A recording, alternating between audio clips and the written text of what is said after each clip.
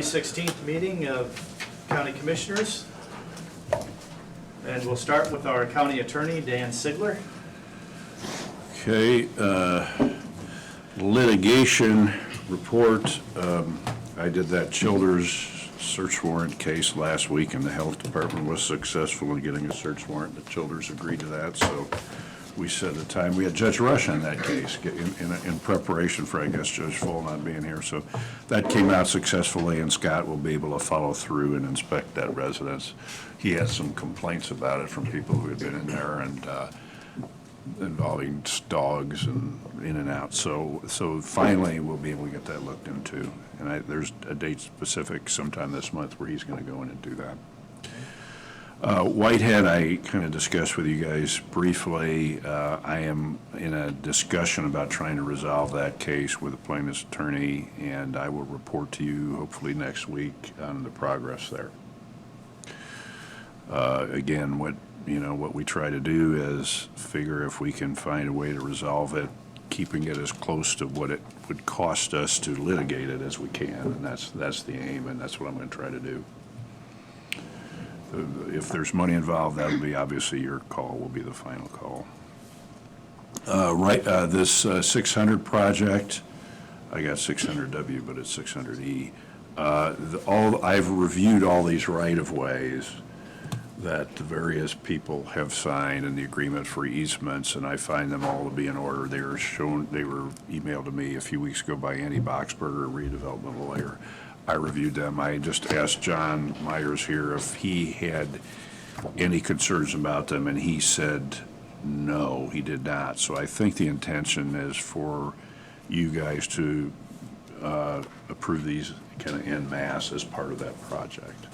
Okay. So will it be approve or accept as? Accept. It would actually accept rather than approve, yeah. Okay. So do I have a motion to accept the right-of-way easements for the 600 East project going from US 30 to Rail Connect? It'll actually be just to the two railroad lines going through there. So moved. Second. Motion, we got a second. Any further discussion? All those in favor raise your right hand, opposed the same. Thank you. EMS, that language is in the hands of, or that good proposed agreement is in the hands of Parkview. I haven't heard from anybody yet, so. It's in there legal. Okay, you know that, good. But I will, as soon as I hear something, I will let you know. And you gave me the research job today on that fiber optics issue, so I'll do that between now and the next meeting. So that's my report. Okay. Gentlemen. Tom, did you have anything for Dan? No? I think that's all I had. Okay. Thank you, Dan. Yeah, I'm going to escape since I've got a dental appointment. Yep, I think we're fine. All right. Thank you. Oh, wait a minute, let's get Scott Weiger up here with. The ordinance, if that was okay. I knew I forgot something. Yeah, it is okay. The one question I had in looking, and I may not have had, oh, you got it there? I just want to make sure the section is right. Section 8 should be, I probably just had, Did you look in our ordinance book and read it? yes. Okay, and so I must have had, I'm just referencing the section of the ordinance itself. okay, Not the section, section in the ordinance. not the section in the ordinance book, okay. Just the section of the ordinance. Yes, I I'm not have. replacing the whole ordinance, Just that section, gotcha. So that's where I was a little confused. So, yes, I have reviewed this language and approved it. Okay, so this is an ordinance raising the fee from $10 to $20 to a maximum of $20 for each water well permit. Do you have an ordinance number on here? 2016-03. Guess what? It's 03. Okay. I make a motion that we accept ordinance 2016-03. We've got a motion, Second. got a second. Is this better than the Rathman deal you got us into? What about the Rothman deal that you're upset with? Shutting off other people's water doesn't go over very good out in that township. Well, that was a Judge court order from a judge. Well, don't blame the judge. Take some responsibility. No further discussion, I Okay. guess it's all right. Any further discussion? No. Okay.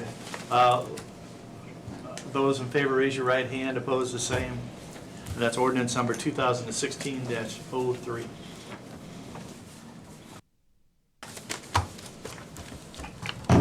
My son told me to get on you. He about got shot. What's going on here? I'm stuff all over. Oh, no. Get your cell phones up. We can't take you Motion to anywhere. continue the meeting. I'm really glad I didn't do that. I'm glad I didn't get it all over it. Sit down if you did. Oh, no, I wouldn't. Did you get all wet though? You okay? Did I get Do you you? have coffee on you at all? No, I'm fine. No, I think it went this way instead of that way.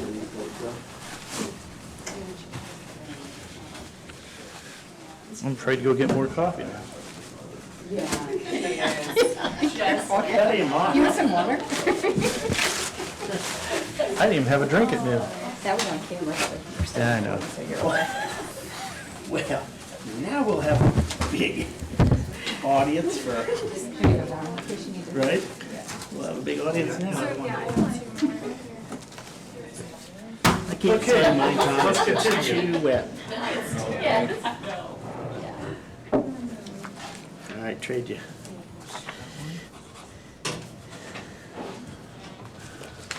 Keep it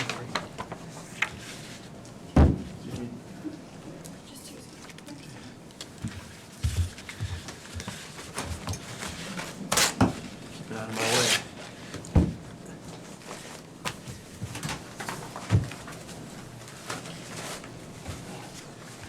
Okay. Oh, yeah, I'm ready to go. Sorry. Okay, next on the agenda is, we've got Scott Wagner with Cindy Baker, United Way. You can stand, okay? Yeah, go ahead and sit down right there. Is that okay? When did you want the video to show? Yeah, we would like to talk to the county about partnering with United Way to invest in human resource services that we have here in the community. Nonprofits tend to fill the gap between where government assistance ends and private business begins. And so what I'd like to first do is introduce you to United Way through a video that we have. These individuals that you'll see in the video are 3 people who live here in Whitley County and have been supported by programs that are funded through United Way of Whitley County, and then we can have some more conversation after that. Thanks.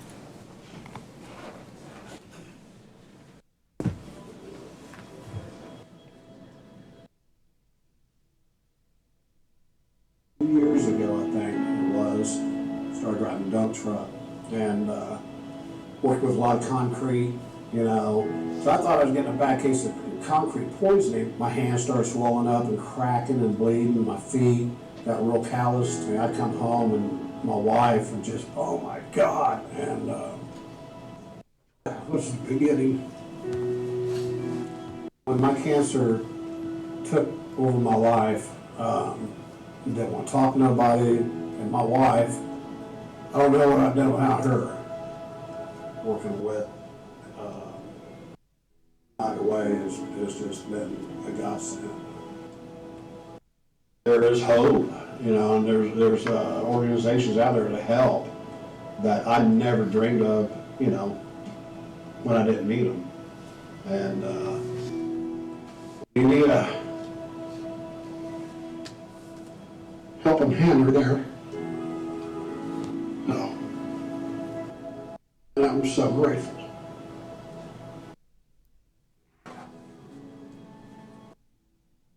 I really didn't have very many friends that liked me when I grew up. My sister was a drug addict, and she offered me something one day, and I took it, and then kind of started progressing into drugs and alcohol and cigarettes. Felt like I was getting so far gone. I got to Troy after getting on probation for truancies because I stopped going to school. I just couldn't handle it anymore. When I showed up, I was kind of resistant to it at first, and then they were like, no, just stop. Like, get over here and get in the group. You're not sitting by yourself. They don't give up when they could.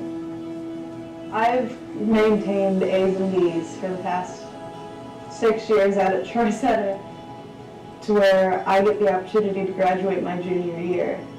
I want other people to realize, you know, there's more to life than having a label to you. The only reason I would have learned that is from Troy. United Way has provided me with Troy Center, and Troy Center provided me with an opportunity. My mother had passed away. I do have an alcoholic father who just couldn't keep things afloat. I moved into the Lighthouse with no GED, no learner's permit, no job. When I moved in, I had nothing. Just my daughter and the clothes that I could pack, even if it wasn't anything, just a place to stay, you know, a place where I knew that my daughter was going to be safe. She wouldn't have to sleep out on the street. So that made the world of difference to me. The Lighthouse made it very, very easy to just kind of push your way towards the top, even starting from the bottom. It's actually miraculous. So living there, just knowing that the community is backing you up, that just really gives you that really nice self-esteem boost to just kind of push you forward. I went from being a client at the Lighthouse and graduating their program to now working there at the Lighthouse and being that support person for the clients that currently live there. It gives me that feeling that I'm giving back to the community that helped me get back on my feet. I owe my success to the Lighthouse. If you think about it, the Lighthouse is funded by the United Way. My life, I mean, it's a complete 180 from going from nothing to having everything that you need to accomplish pretty much anything you want.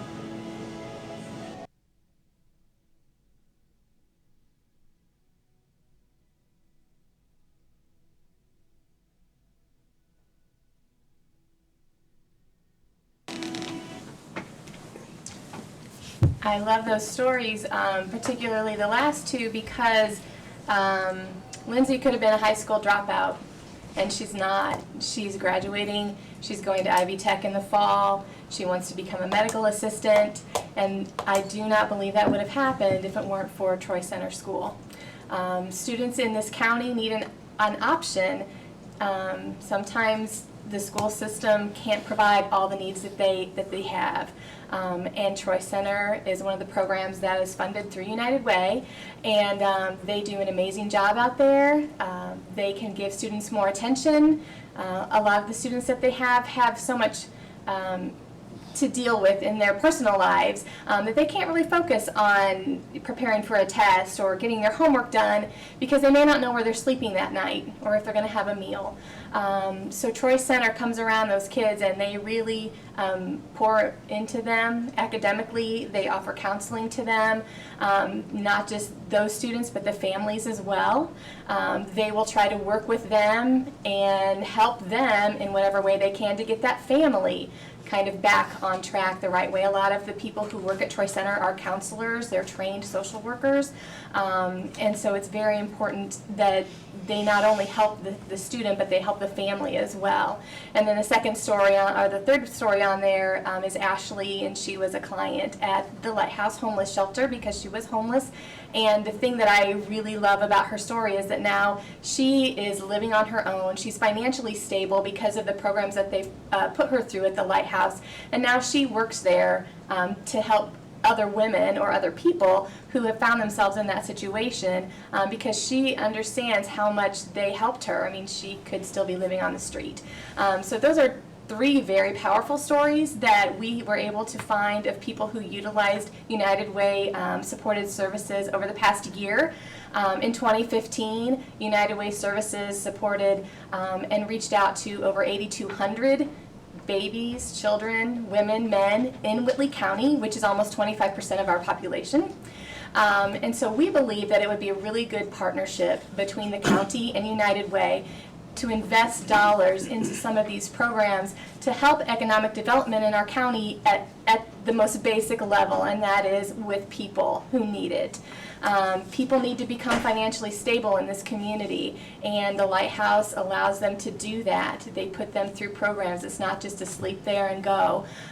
If you don't know enough about the Lighthouse, I'm more than happy to give you some more information. But it's a program, and you have to agree to work the program. And there are people who do not, but there are a lot of people who have, over 400 people, I believe, since they have actually been in existence. And I think that that's really important for us because we need these people to be financially stable and be contributing members of this economy here in our county. We don't want them living off the system. We want them contributing to this economy and to this county.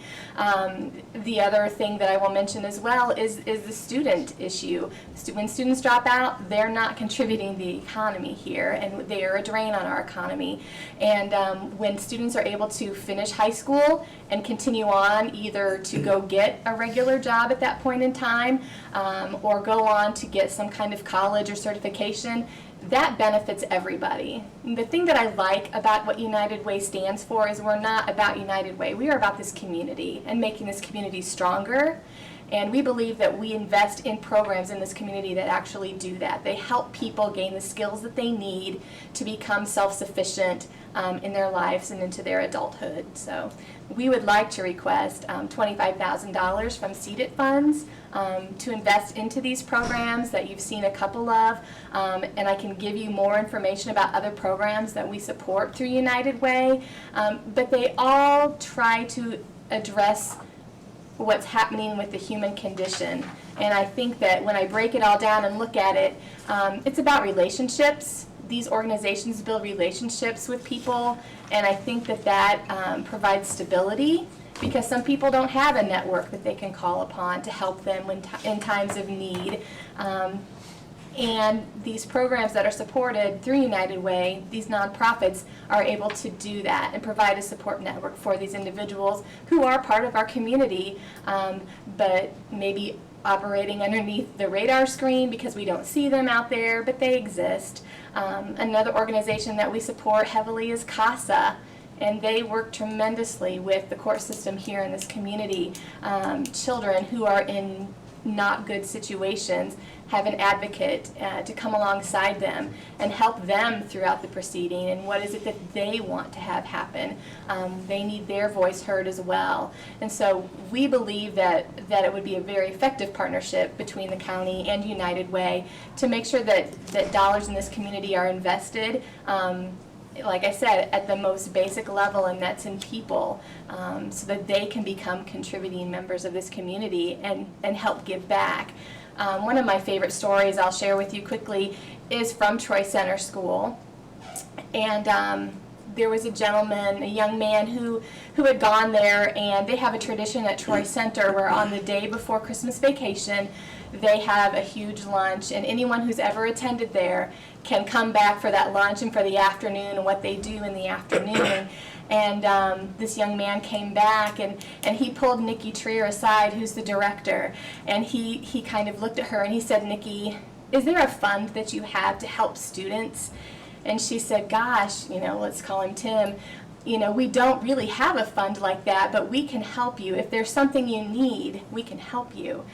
And he just kind of smiled and looked at her, and he reached in and he pulled out his wallet and he opened it up and he gave her a $100 bill. And he said, "No, I want to give back to this place because I recognize how much they have helped me and changed my life around, that I want to give back and give other students that opportunity." He now has a really good job. He works at 80/20, and that would not have been possible had he not graduated through attending Troy Center School. So it's about helping people. They learn the value of what's happened to them by being part of these programs. And then, I just have shared with you that story about that young man, the story about Ashley. They want to give back because they believe the community has been supportive of them. And I think that says it all right there. They know, they value it. And I think that that's extremely important. Any questions? Cindy, right now, we give $25,000 at least to Troy Center. Are you suggesting that we funnel that through United Way? Is that what you're looking for? Or I am suggesting that $25,000 be given to United Way, and then we will determine through our panel process how that $25,000 is divided up into the grant applicants that we have this year or next year. We have an open process when it comes to grant funding. If you fall into a category that we fund, we have 3 specific categories, and I have some information I'll leave with you. We have 3 focus areas. One is education, to deal with education-related programs. The other is called financial stability, and another called community chest. And if an organization believes they fall within one of those impact areas, they can apply for funding. They're not guaranteed funding. It's a pretty stringent process. They go through a panel interview. They're asked several questions about what they're going to be doing with the dollars. Some walk away without it. But we believe that we know where the dollars will be making the greatest impact in this community, as opposed to, you know, definitely you have so many things on your plate, and there are over 50 nonprofits in this community that you don't probably know what each of them does and which ones are really effective and making the greatest impact on the community. So we are thinking that we will utilize those funds and put that where we think it's going to be doing the most good in our county for the people who need it. Tom, any questions? No, it's kind of hit me cold, so I don't really have, I have to mull all this over in my mind, so I don't have any questions right this minute. I guess my thought on this is that we're coming up with the 2017 CETA plan right now, and we'll have to consider that when we do. Sure. That would be great. We would appreciate that. We just believe it would be a very effective partnership because we see what's happening in the community, as opposed to, you know, maybe your view of the community. You're not hands-on with all these nonprofits, and we don't just give it out and never see them again. We take, you know, great, I guess, pains to make sure that we are in touch with them on a monthly basis even. We have a monthly nonprofit network meeting every month that all the nonprofits are invited to, and we ask for updates on how are you doing, are you on track with what you where you thought you would be with regards to the application. So we definitely steward those dollars, I think, very effectively, and people can trust that the dollars are going where it's going to be making the greatest impact. That's one of the things I think that's unique about United Way. I'm on the United Way Woodley County Board, and I don't know how many of you know that I started my nonprofit career at United Way of Central Indiana, so I've spent a lot of years invested in the United Way world. And United Way is very unique in that it goes into the workplace to run these workplace campaigns, and it gives people an opportunity to make impactful contributions to their community that maybe traditionally wouldn't. Because if I give $20 and just stuff it in the, you know, the little container sitting at the checkout line at Kroger to go and help this organization or that organization, there's not a lot of follow through with what happens to my $20.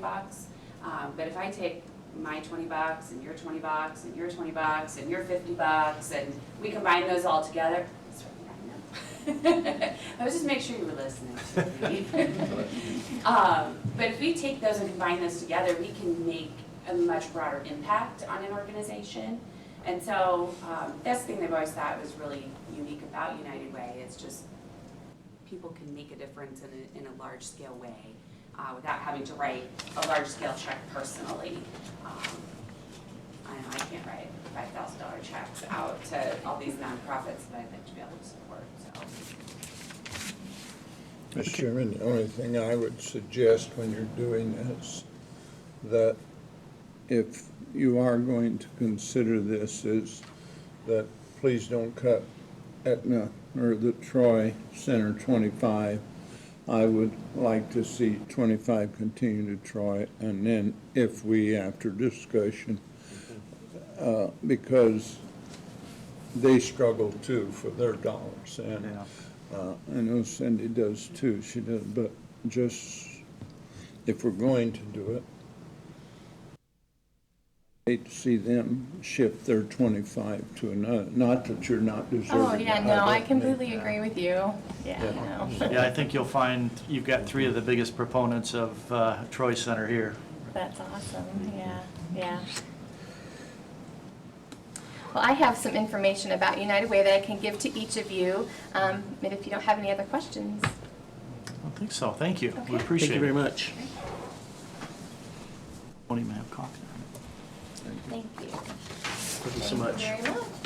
Thank you. Thanks so much.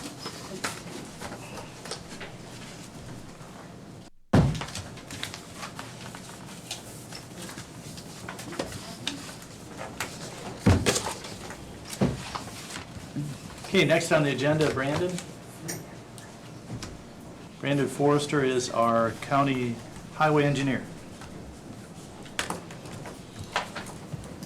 Thank you, George, for bumping me up a little on the agenda. I appreciate that, so I can get back to things. First thing I want to talk about is summer hours. Guys have asked. I know they've always had summer hours at some form or the other.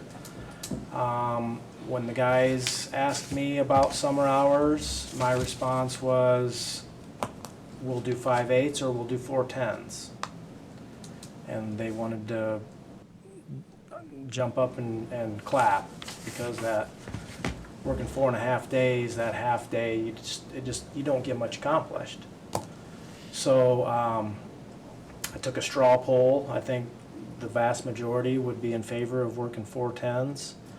I just wanted to run that past you guys, make sure that there weren't any issues with that. I had heard in the past, well, who's going to be there to answer the phone on Friday?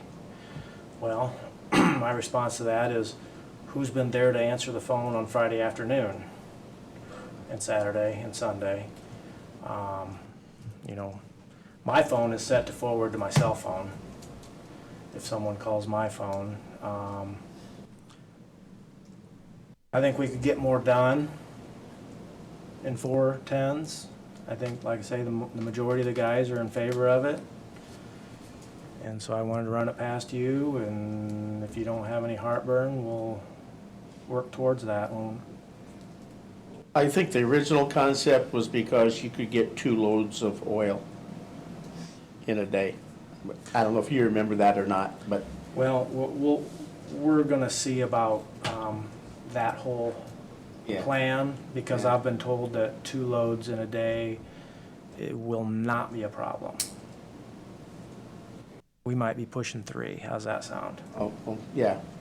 We might have Yeah. to stop because we run out of money rather than time. We'll see. I can't guarantee you Yes, anything, but Personally, I'm for the 4/10s. Me personally, but I'm not that way with the office. I think your office should be staffed 5 days a week. That's just me personally. So, talk about the guys on the road. I think 4/10 sounds good to me. okay. When would you like to start that, Brandon? I'm not saying yet. I'm taking the guys' input on this. It's, you know, I'm not saying it's for their benefit, but it is. And it's for the county's benefit. You know, we haven't started, we've got a lot of work to do before we can start sealing. I don't know, typically, what I'm told is it's Memorial to Labor Day. Memorial Day to Labor Day, so, I mean, couple You really weeks. haven't had great weather though either yet, so. Yeah, I know. Yeah. Maybe next week it's gonna get better, but It's supposed to. I guess my opinion, for what it's worth, is he starts it when he thinks it should go, so. Tom? He's the boss. But I agree with Don, that office has to be filled on Friday. Now, is that Friday till noon, like we've done in the past, or? I guess my thought is to me, it's a totally different classification. That's much more like an office position. And I don't know what it was in the past. My brain tells me it's 8 to 4:30 like everybody else, but I don't know. I don't know what to tell you. Okay. And mine's only, that's only a suggestion from my stuff. That's not an order, that's just a suggestion from my part. I don't like the idea that somebody might want to call in and I hear you. If they call your number, you'll answer, and I know that, but. Well, I think we can make that work. I mean, that's just gonna be a matter of. It's just an this idea. is the way it is. That would be my thought also. Okay. All right, patching. We have been patching, and I'm gonna say we're, give or take, about 90% done. I'm gonna say we've probably put down 450 to 500 tons of patch material. I'm talking cold mix. That doesn't count the Durapatcher.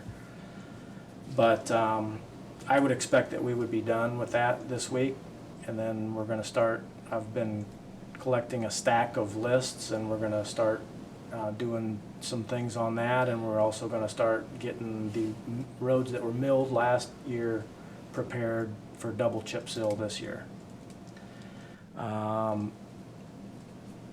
We did have a couple things come up. We had a culvert that we put in, a new culvert on 150 South east of State Road 5. We had water built up halfway across the road and actually running across the other half of the road on a gravel road. It was starting to cut through the road. It wasn't good. We got that culvert put in last week. And then down on 800 East, we've had a few calls. We're actually out there right now. Niblock is doing some paving in front of that subdivision where the road has been settling for 12 to 15 years. We're just kind of wedging in there. It's potentially a dangerous thing if you get too far over, because it was down 3 to 4 inches. So they're doing that right now. And then just down the road from that, we've got a 19-foot bridge, so it's not classified as a bridge according to the feds. That the ditch comes in at an angle, and it had washed out on this acute angle right up to the edge of the pavement, so we dumped some broken concrete and riprap in there to stop that erosion. You know, those kind of, I'll say, emergency things we've interrupted our patching operation for. Is this down by Renaissance Village, that area? No, that's almost to 24. Oh, almost 24, Yeah, okay. I don't probably know. less than a half Okay. mile north of 24 Okay. that was. And didn't we have an issue with a NIPSCO line? That's been the argument, that was the cause of that. I'm not saying that it wasn't. Oh, but that's the area you're talking about? Yes, that is Oh, the okay, exact same okay. area. I haven't Now, been down there when- for ages. When Allen County partnered with us to do all that paving on the county line, here, 3 years ago, 4 years ago maybe? Because I called them, and they told me that E&B dug that area down 18 inches and built it back up. And the Lake of the Wood, or Lakewood Homeowners Association president told me that it held for 6 months, but then it started going back down again.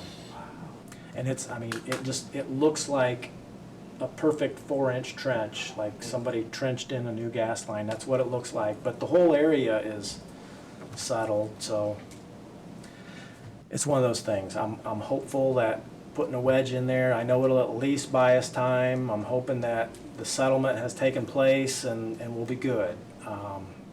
It's one of those things. The other option is to close the road, dig it out, and who knows how deep you've got to dig it out, and then arguably there's a gas line down there, and I'm going for the cheap, easy fix, hopefully, and if not, we'll step back and go to Plan B. As I mentioned, I've got a stack of lists, and a lot of the guys have been helping with that. I'm impressed. We're getting some good feedback from them. I'm asking them, you give me problems in your areas that you're aware of, and we'll put them on a list and get the lists organized. And I've started making a couple maps. The guys have been keeping track of the patching operation on a map with the highlighter, so that everybody knows where not to go and where to go. And last week we had a rain event where I went out and we got them fold up high water signs, went out and put one of those up on 150 North, west of 109, which I've now learned is a 20-year-old problem. But, I mean, and there's not a county drain there, but where we've got some of these high water signs, there are county drains, and I've already talked with the staff upstairs, we're gonna do what we can. You know, it'd be nice to not have, you're not gonna fix all the high water problems, because sometimes the road just goes through mucky areas that's low and it's gonna flood. But, so we are working on that. We've also got, I told the guys, you know, kind of joking, look, we need to get this patching done today because it's going to rain tomorrow. So we'll see how it goes. But we've also got, we probably should have started mowing by now, but we've been concentrating on patching, so we are going to start mowing here very shortly. I also want to get intersections swept, motorcycles, that's dangerous. And we've got a brush truck, a bucket truck, and we're going to put that thing to work. Then, of course, we've got drainage issues and stone to add to the milled roads to get those ready. And we've another list that we've made, and a map is the Durapatcher. After we get kind of going on these side projects, we're making a map for the Durapatcher to go back and do some cleanup. Some of these potholes were filled with stone, and when they're full of stone, you can't put cold mix on top of that. But that Durapatcher, you give it covered up with that, and that makes hopefully a decent patch. So we'll send it back out. Are we safe to go with the guys in the bucket now? Are they certified or They have, trained, or? I've got 10 of them that received training back in April. Now I'm told that the truck itself needs to be certified, and I haven't looked into whether that's been done or not.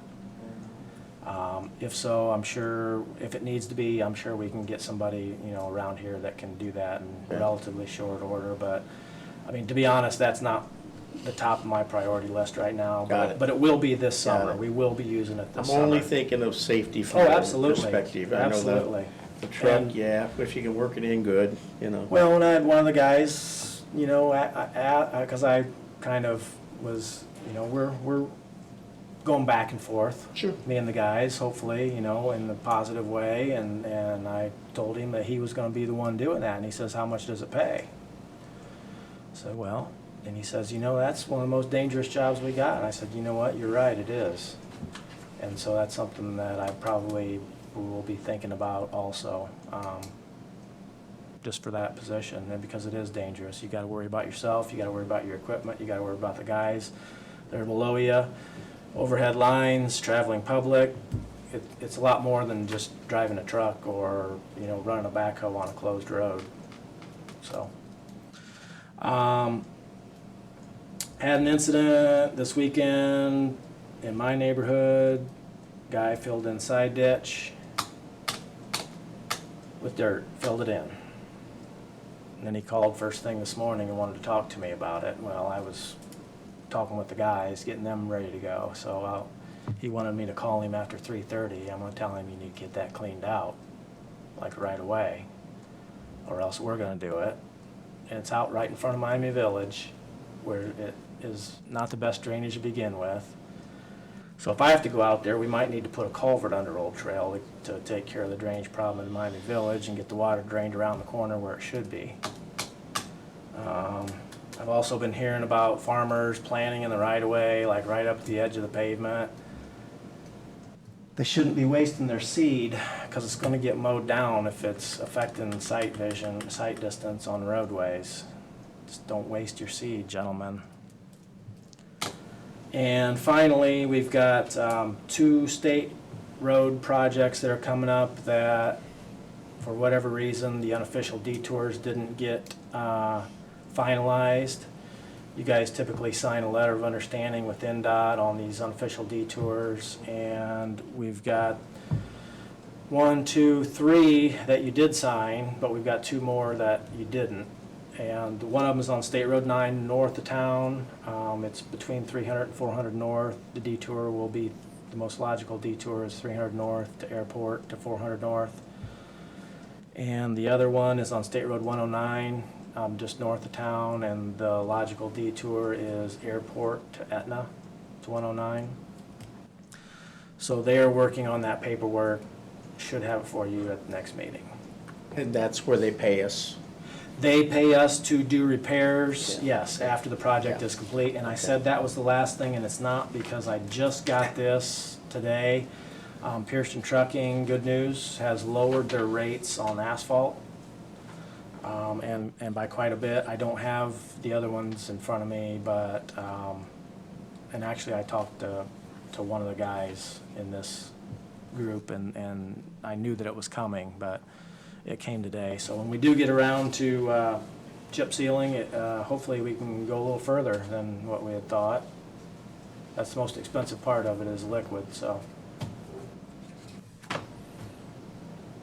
Any questions for me, or? I do have a question. Previously, we would mill a road, and then the next year we would seal it, and then the next year we do the second seal. You were just saying you're gonna do a double seal Yes. in 1 year? Yes, and that's what we would do, is do a double seal, Okay. and then, in theory, on that following year, you would do that third coat, Triple seal. okay? There Right. should be 3 coats. Okay. What has happened for a number of years is that we get that double seal on, and kind of, you know, and I'm not saying anything bad about anybody, because when you go out there, there's a lot of roads that need a single seal to save them. So, you know, do you put a third coat on this road that you just double sealed last year that's doing well and holding up, or do you put that single seal on the road right next to it that, like, you could save if you could just get that one coat on there? And a lot of times it's been the choice to try and save the road next to it. And so we've got some, but for example, 200 South, east of 9, that never got its third coat, and it's starting to ravel, and if of the roads that I've seen, that's gonna be at the top of the list to get that third coat so we don't lose it. And we won't do it that way anyways. We'll go in the first year, if and when we do mill a road, we'll go in the first year and fix all the drainage problems, do the berming, cut the ditches, put in culverts. Then the second year, we'll come in, we'll mill the road, get it compacted, double seal it, right then the first year. You won't have a year of dust and complaints. Gee whiz. That'd be great. Thank you, Brandon. How is that different than what we're doing under Mr. Bart? We would just go in and mill it the first year, and then use that year to replace culverts, and then the following year do the double seal. May or may not berm the road. The other night when I was out, 550 East, north of Chapine Road, there was between 18 inches and 36 inches of water for a quarter of a mile right on the edge of the road. You gotta berm those. You gotta get that. The sand over years builds up on the edge of the road. Just the nature of the beast, the edge of the road gets beat down a little bit. So then now you've got a dam. You know, I've seen them 6 inches tall along the edge of the road, and that holds that water. When you're driving down a county road and you see water standing on the edge of the road or the middle of the road, chances are there's patch material under there. Because when that water stands there and that pavement's cracked, it saturates down into the soil, and when you saturate soil, it turns to mud. It loses its strength. And so that's the whole idea of chip seal, is you're sealing off those cracks and sealing off that water. Well, you gotta have a side ditch, and you can't have dams on the edge of the road. You gotta get that water away. You can't have people filling the side ditches in. We haven't been doing I'm not saying we weren't doing any of it. I'm just saying that we weren't, that. I didn't know, I didn't. no, they have been berming. His program seemed to be working fairly decent. They to have what been it doing was. berming. Well, But I didn't know, and a lot of that comes working with engineer and drainage too. well, sure, yeah. I would venture to say that a full, a year ago in the spring, it was pothole calls. I get it. That was a terrible spring. I got it. This year, I got no pothole calls. But over the past year, the majority of calls that I have gotten deal with milled roads. And how long are you gonna leave them like this? And, you know, can you come grade it? And he always did. And he always did. He always went out and graded it. Of course, it's a lot easier to grade when it's wet than when it's dry, but they did. So I'm kind of excited about milling and sealing in 1 year. That kind of excites me, because in my case, it's gonna eliminate a lot of telephone calls for me. Well, the two most important things about road construction and road maintenance is drainage and compaction. You've got to have the drainage for long-term maintenance. You know, water can be your friend or it can be your absolute enemy. You've got to have a little bit of water to get that compaction. Yeah. You know, you can't compact dust, but you get too much water, and like I say, you know, soil turns to mud real fast. I know George heard about it. I don't know if you guys heard about it. We had a contractor that lost an excavator in quicksand on the west side of Whitley County. Literally, it was quicksand. It turned quick just that fast, and it was up almost to the top of the cab. Yeah. So water turns soil, it makes soil lose its strength. When you get to that certain level, it breaks fast. So. Wow.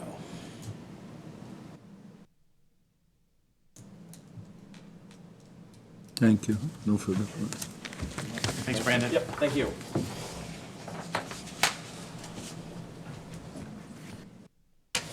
What was the Debbie thing? Just dropped her. I think she was dealing with comp time, and we'd already approved that before with Got it. Okay. Jessica.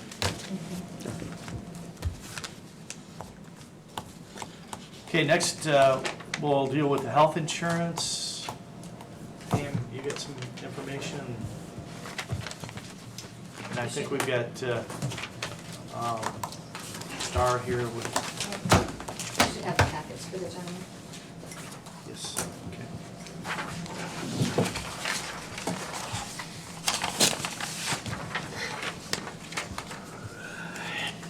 There are extra ones here, is that? Yeah. One's for Jana.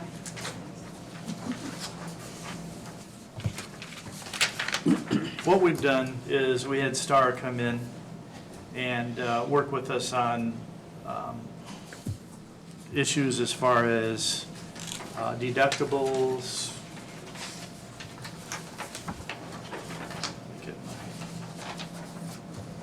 Get the deductible.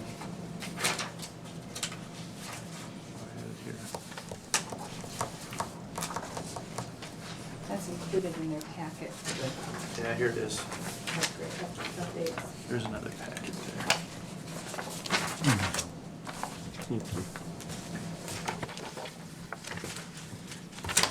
Okay, the first page you'll see that we've got, it's the claims, our trust account has gone from, if you remember when Star first started out, that it was 200, or we were at minus $76,000. Its ending balance right now is $401,000 in our trust account. Second page, you'll find, In those two amounts, Mr. Chairman, where's the 600 fall? that is not included in that. This is kind of the 600. What we'd like to do, Tom, is take anywhere from $100,000 to $200,000 out of this trust account and go ahead and pay towards that. And that would be separate from the CEDAT monies that we're going to get reimbursed also. Is that what you're asking on that then? Or, but that 600 is not, that would be in a separate fund, I guess. But was it figured into the balance at the end of last year? I guess that was No, it. no, the 77,000 or 76,000, no, that was not. It's not ever been figured in, and it's not figured into this amount either, 401. Right, right. Okay. Okay, good, thanks. That was a loan, and we kind of, it was, as a loan, it was separated out. It was just something that we had to, But it's still, yeah, it's still there. you bet. Still, there. You can't push it under the table. And no, that's why we're trying to deal with it right now. With the funding that we have, with the ending balance being 401,000, we could take, again, anywhere, whatever we decide to do, and pay towards the balance on that 625,000. Yeah. I think it was 625 is what it was. We'll have interest again in June. Right, we had 7,000 in December, Yeah, and right now that's interest only is all that is. that's all that is. Yeah, okay, thank you. Okay. Claims by type of member, 8/1 through 3/31/2016. The employee claims, we had 339,000, spouses 405,000, and children was 113,000. And this is through, again, through from 8/1/2015 to 3/31/2016.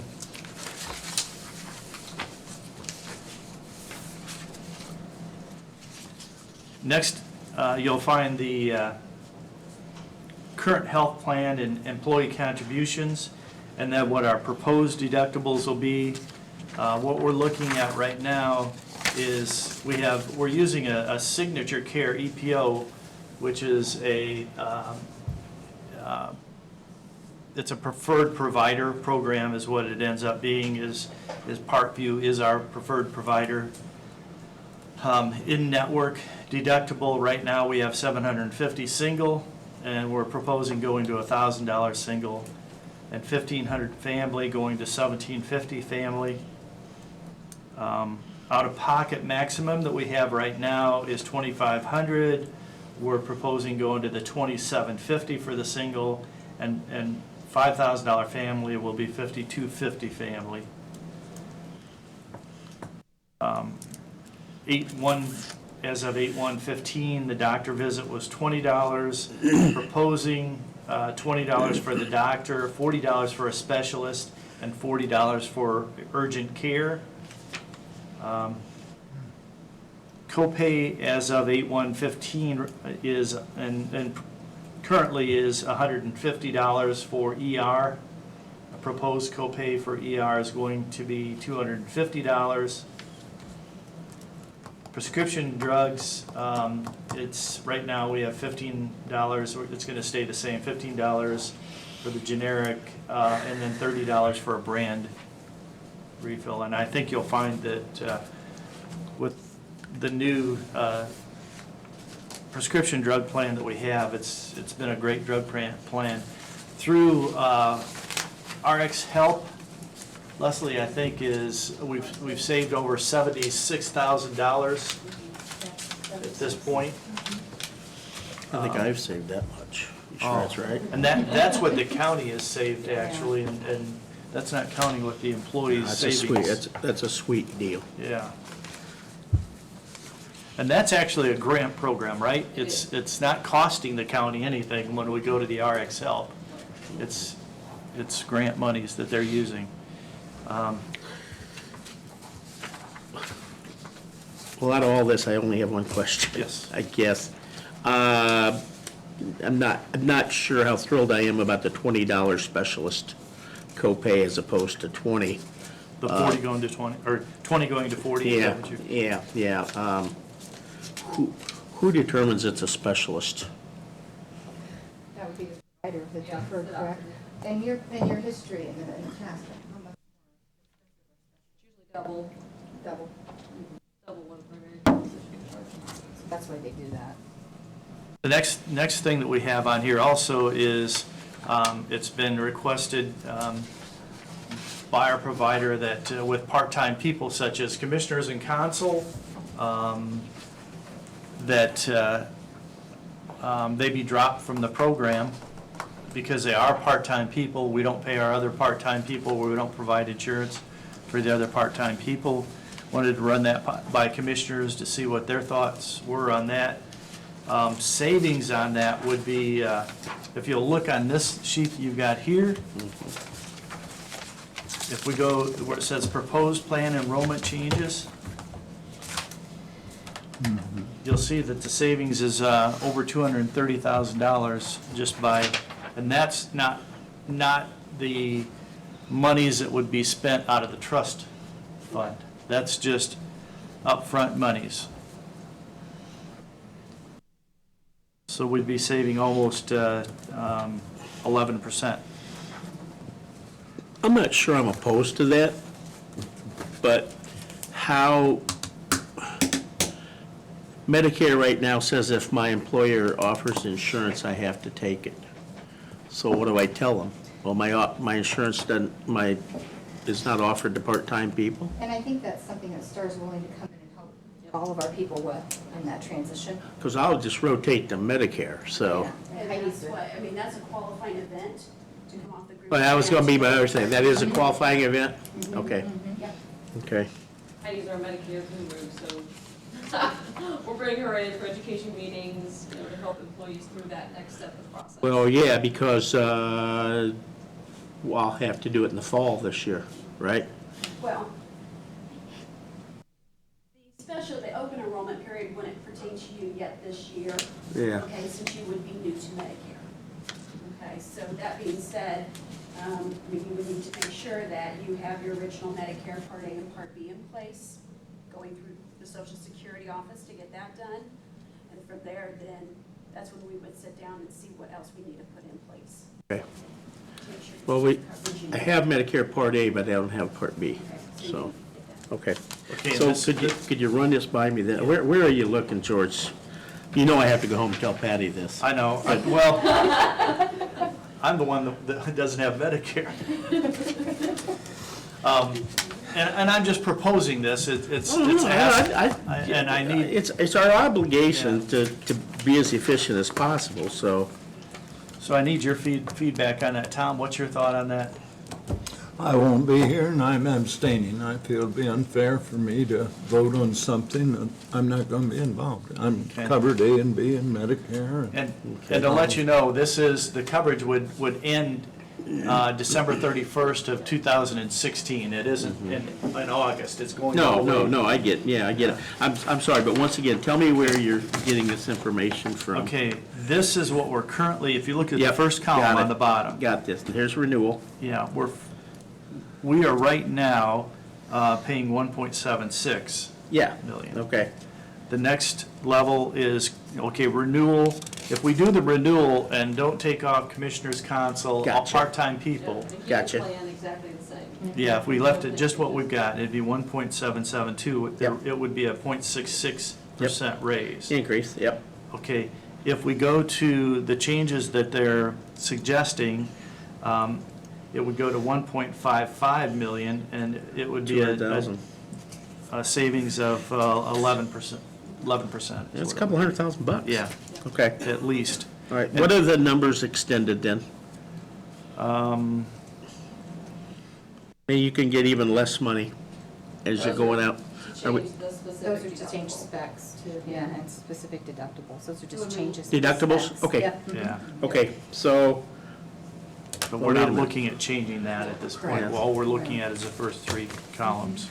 I'd rather, yeah, I'd rather do the part where you drop the insurance for the elected commissioners and council than I would raise the deductibles for the employees.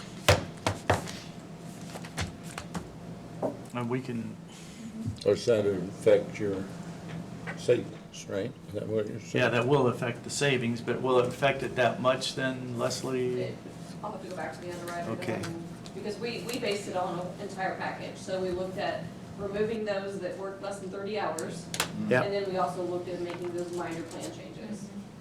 Okay. So to raise the deductible from $750 to $1,000 and changing the copay, both for the primary care to the specialist and at the ER. So those were all impacted and that would be reflected in the numbers then as well. Because your attachment points are going to change at that point in time because we have more claims paying. So I say all of the above.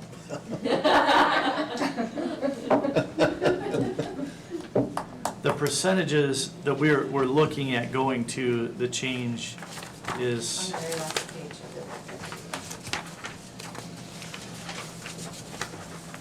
Option one, we're looking at $3 a pay period. Or is that a month? The pay period is what that is. It's 26 days, Yeah. pay period. Yeah. But the bottom two are a month. No, The Yes, they are, aren't they? your dental is. Vision is, I'm 24 sorry. days, yeah. Yeah. Vision's 12 and dental is 24. And Right. you can see Okay. on those last bottom two, those new rates are already fixed in for you, because those are fixed, we can't change Yeah, we don't have those. any- No, I got you, Yeah. I got you, yeah, yep, okay.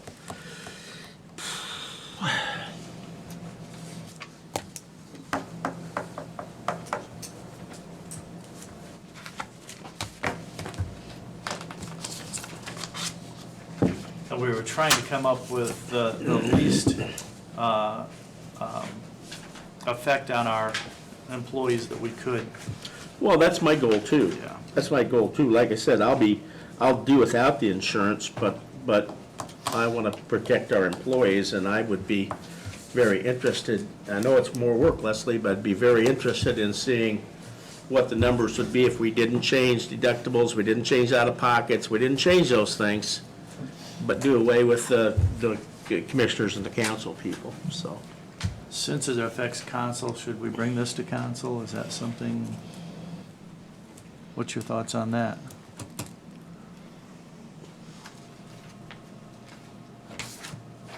I don't see how you can't myself. Yeah. But I mean, they're the ones that have to appropriate the money. Right. So I think you'll have to. It would be interesting to know who on the council. I think there's only 2 or 3 on the council that doesn't. 2 that don't have.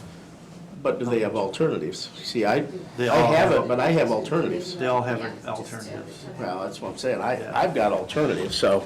I'm the only one that doesn't have alternatives. Okay.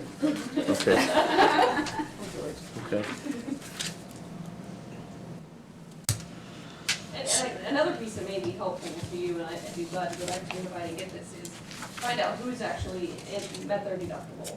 I mean, what percentage of the employees are even hitting any portion of their deductible? I mean, a lot of employees probably just have their office visits during the calendar year, the preventative services, and their prescriptions.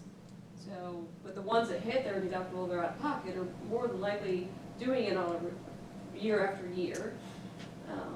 So, I mean, we can run an analysis from last year and then this year where everybody stands, and it'll give you a better feeling so that, you know, maybe it's just a small percentage of the demographics that are actually having any expenses in that deductible. She was saying your co-pays, your prescriptions, those don't go towards your deductible. And Leslie, am I correct in the majority, about 90% of our costs, insurance costs, are going to a very small percentage of the employees? Sure they are. Very small. Almost always like that, yeah, okay.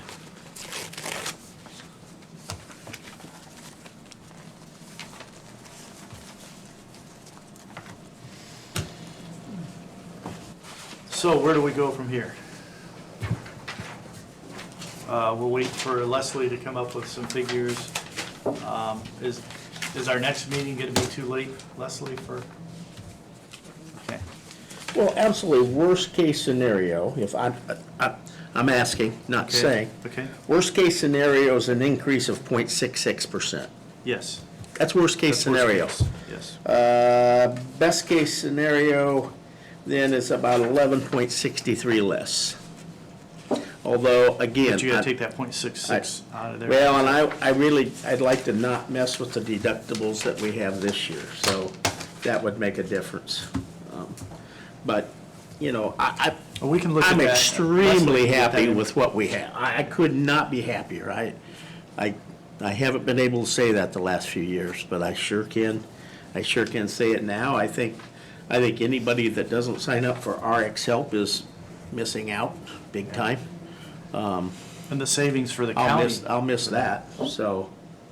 But I think you can use RX Help even if you're not on this insurance. That'd be wonderful. Okay, so, does that almost slow the process down? Can we we'll table this Since she until. has it for next meeting and Sure, we'll table this put it until out that there. time, Appreciate it. because we can't tell council We gotta until talk about that council. Yeah. meeting, the next meeting after that. Yep, you're right. You're right.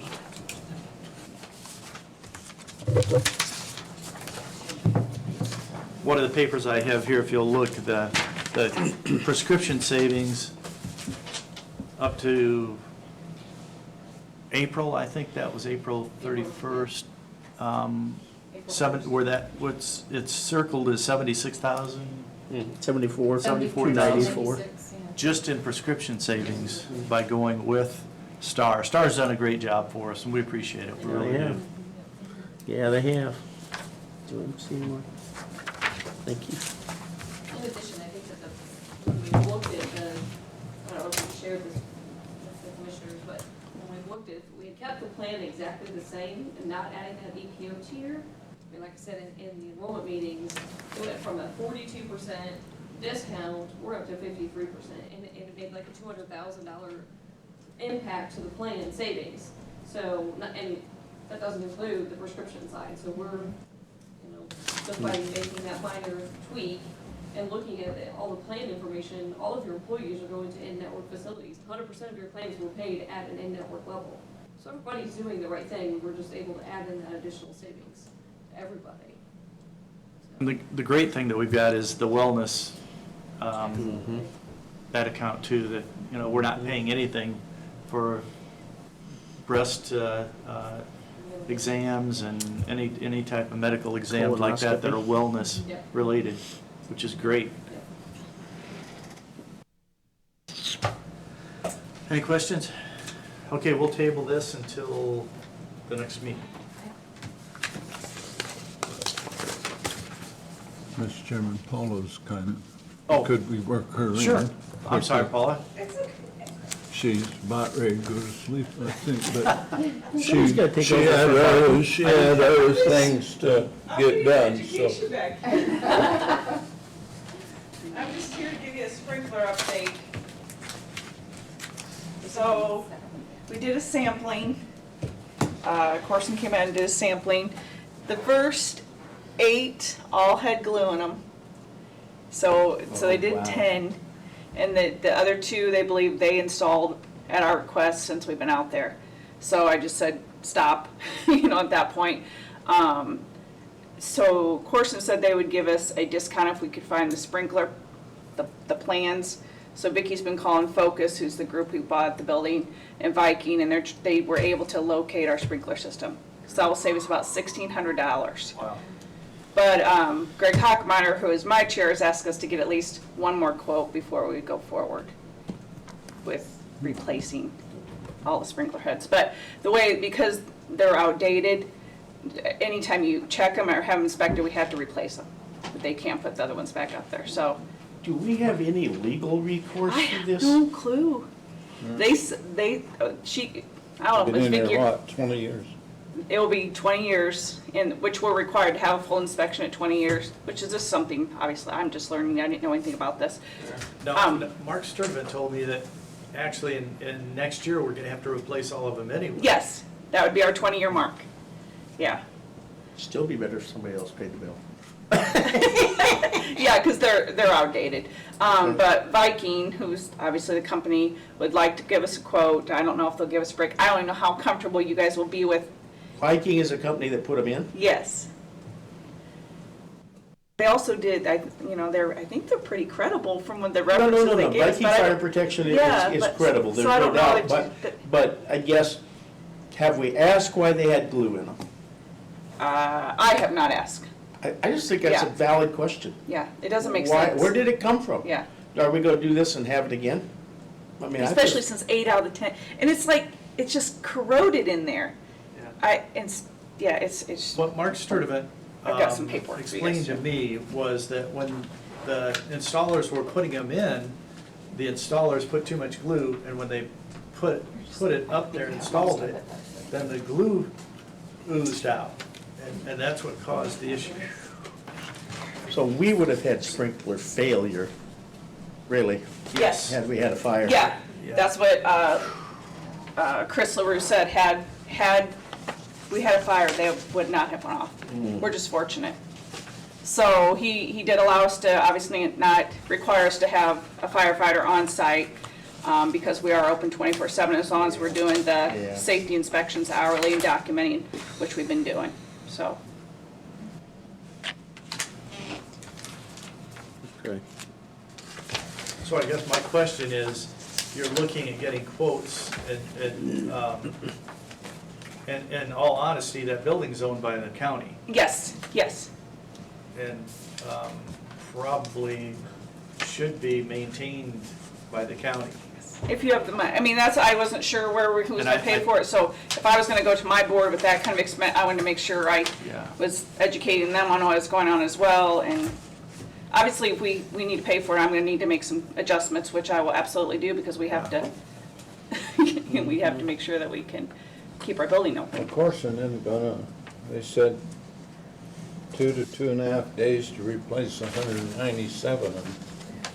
So they're gonna go right at it if they would get to bid. Yes, yes, and I didn't sign it, I just brought you a copy, because I didn't have authorization to go forward, I just brought. So you're gonna get Viking's quote, then you'll have 2. Yeah, now I'll have 2. Okay. I guess my thought is the longer we wait, the more liability we have on this also. Yeah, Viking will have it to us today, so if I have the green light, I'd like to just forward that to you guys what it is, but if it, just go with Corson or Viking, or. Okay, so I'm reading here that you're really having trouble talking to VFP. Is that Viking? Yeah, I'm but sorry. Okay, yeah, well, yes, trying to get any I answers. mean, you're from- not even getting them to talk to you right now. They finally, well, Amy called, Amy Biggs knew someone, so Yeah, that's what it they says. got back with Vicky, and then they were able to get us our prints today, and they said they would also give us a quote today. Okay. We were just calling any number that we could see on the print, just trying to Well, I get some. appreciate you going right after it, because like George said, this is, you know, it don't take me wrong, but I mean, painting the building or replacing the fire sprinklers is two totally different things. This is a big safety issue, so. You're right, we're just fortunate nothing happened. I don't know how it got past inspection when Super 8 opened it, you know, but. Well, They're not gonna look inside a pipe, see if there's glue in it. now I think Corson's will have a little trouble doing 197 in 2 days if they forget to turn the water off. I take it they'll probably know enough to do that. Let's hope so.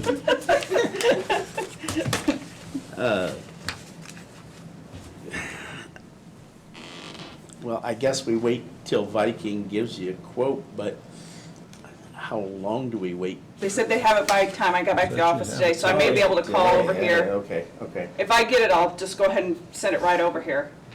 Check my email. But obviously, you want me to go forward getting it, regardless, get it taken care of. We gotta get that fixed. Okay. Well, thank you. I'm sorry to bother all you last week with this, but that was a whole new world, and I want to make sure I didn't. That was good communication, Paul. It was good communication. Sorry, I forgot to shut that darn thing off. Anything else for me? We did get the information on the building. Okay, oh, yes. And I've shared that, and then also the generator being $64,000. Is that what it came in at? Yeah. Okay. I think, But- was Amy or Lori working on grants for that? I think Amy was. Okay, okay. All right. That grant cycle, I'm sure that's the grant cycle she was talking about at our EMA meeting last week. Okay. That grant cycle is guessed to be opened in July. There's nothing will happen before that. That would be the same grant cycle as the cameras. Oh, for security cameras, okay. There is a EMPG grant opening right now. It's open right now, but it won't buy any type of terrorism or security equipment. So the next one for that, she expects probably in July. Okay, okay, That's not a guarantee either, so. okay. Did you say you did find a sprinkler plan? Yes, I'll send those over to you as well. If I can just email them to Vicki before I left today, so that will help. Yeah. But the price a little Oh, my, bit. that's wonderful. Yeah. That's wonderful. That'd have cut down Yeah. some expenses. Yeah. And we're getting the, who was it, Halls and Brothers? The sign company? Paul Brothers signs, yeah. Yeah. Yeah, They're gonna yeah. get a quote on signs for, we've been Yeah. having problems with people parking their RVs and Okay. semis on the weekends. I think they think we're still a Super 8 out there, so. Oh, okay. So some of the staff takes the initiative to go out there, but we don't really have any signage posted. Yeah, And okay. so we're gonna get some signs out there. Um, I think that's it. That's about it. Hey, Thank you. Okay, thank you. And I'll get that stuff over to you, the Okay. sprinkler thing. We appreciate all you do. All right, thank you. See ya.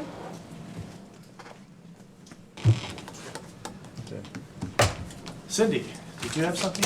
Yes, Okay. moving not on the agenda. Nope.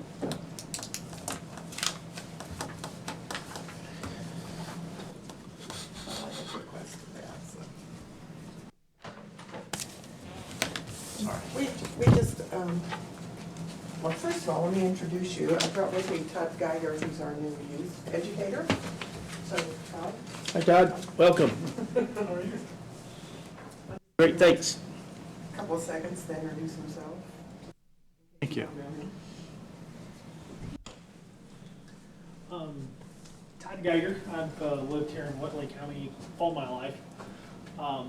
Former school teacher for 15 years, elementary school teacher right here at Whitley County Consolidated Schools, and had the opportunity to come work for Purdue Extension and kind of combine multiple passions of mine of education with kids and agriculture and livestock all into one. So kind of a unique opportunity. So really excited to work with the youth here in Whitley County.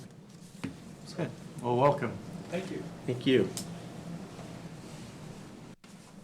So, because we are taxpayer funded, we have an annual meeting, and so we had our annual meeting in April, so I just wanted to share with you a copy of our annual meeting report.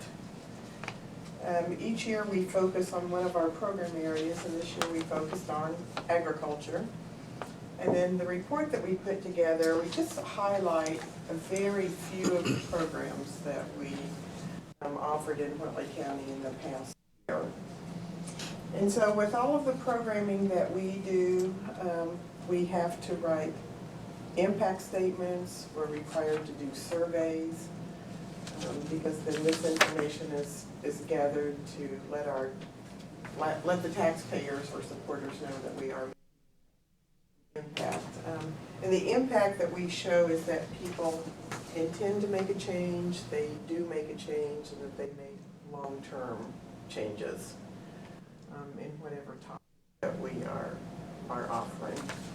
So the four program areas that we work with are agriculture and natural resources, and John Woodmansey is our extension educator. 4-H and youth development, and Dave Addison was our youth educator. He retired in December, and Todd joined us in April. And then I work in the area of health and human sciences, which was home economics when many of us were in school. And then we all work in the area of community and leadership development. So I thought I would just share with you briefly some of the programs that we highlighted for this year.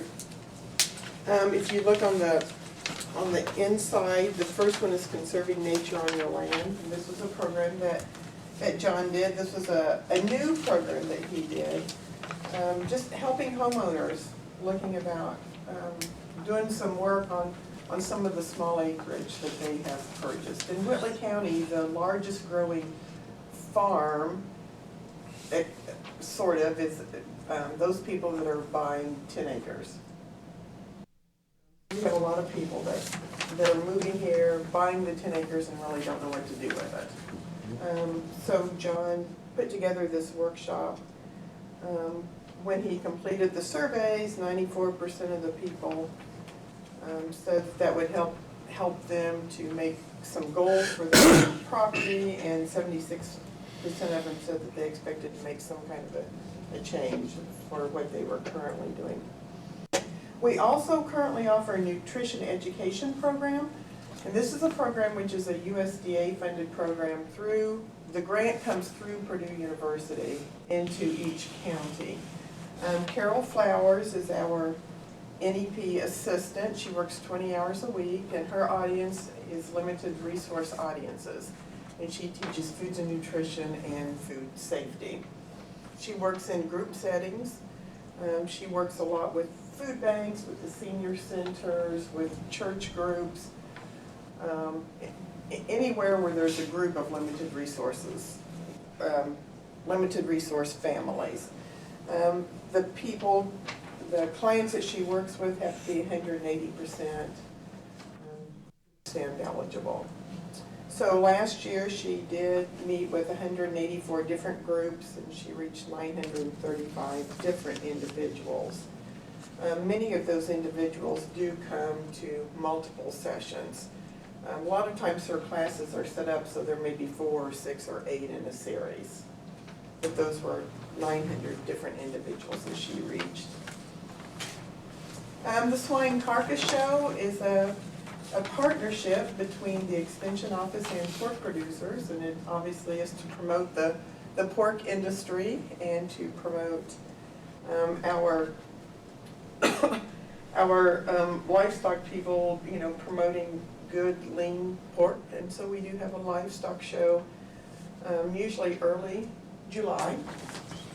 It's an on-foot show. It is a terminal show. We have an open show, and then we also have a section just for our 4-H kids. So we do have a judge come. He judges on foot. Then they also get after the pigs have gone to market and the carcasses are evaluated, and they also get a readout of what their carcass was. So we use that as an educational program. We have some of our 4-H statistics for last year. Last year we had 753 youth in 4-H clubs. We had about 2,600 in school enrichment programs, so we are able to get into South Whitley and Cherubusco schools and do some youth programming with those youth, so that was about 2,600. Special interest group, we have a youth leadership program which is geared to sophomores. We have 5 sophomores from each of the 3 high schools that do a year-long leadership program. And the sophomores that are targeted are those youth that, in the eyes of the principal and the counselors, have potential, but they just need a little bit of guidance, some help to, you know, to bring them out of their shell a little bit. So that's the special interest. We have 105 adults on advisory committees. We have 21 adults on our 4-H council, 14 4-H Inc., which is our fair board. We have 52 4-H club leaders and 26 4-H clubs. So that's our 4-H program kind of summarized last year. Extension Homemakers is a group of mostly women. We don't discriminate, but in Whitley County, we only have women involved. We have 139 adults in 10 clubs. Their purpose is education and community service. So last year they did offer 5 educational programs to the public. They donated over 5,500 items, about 3,400 volunteer hours, and almost $3,500 in local projects. We are lucky enough to have a Purdue Research Farm here in Whitley County. And twice a year, we call them MEPAC Field Days, where we invite farmers, agriculturalists from our 9-county area to come into Whitley County for 2 days of tours, training, research, updates. Those usually occur into May, early June, and we usually have another one in August. And when we do those, we also offer credits for those that are pesticide applicators, whether they're private or commercial. John does a great job of reaching the media every week. Hopefully you see his articles in all of the newspapers. So he does a better job than the rest of us do on that, but he does take advantage of that. Serve Safe is a training program. In 2005, the state of Indiana said all retail food establishments must have one certified food handler on their staff. And so we partner with the county health departments, with the state health department, and with Indiana Restaurant and Lodging to provide training.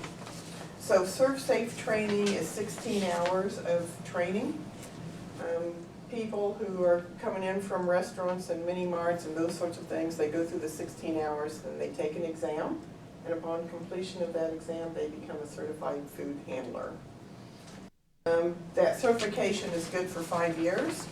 So then we offer at least once a year, if not twice a year, a recertification update so they can come in for a 4-hour review and then take the exam. It is a tough exam. Last year in Whitley County, we had 85 people that took the exam.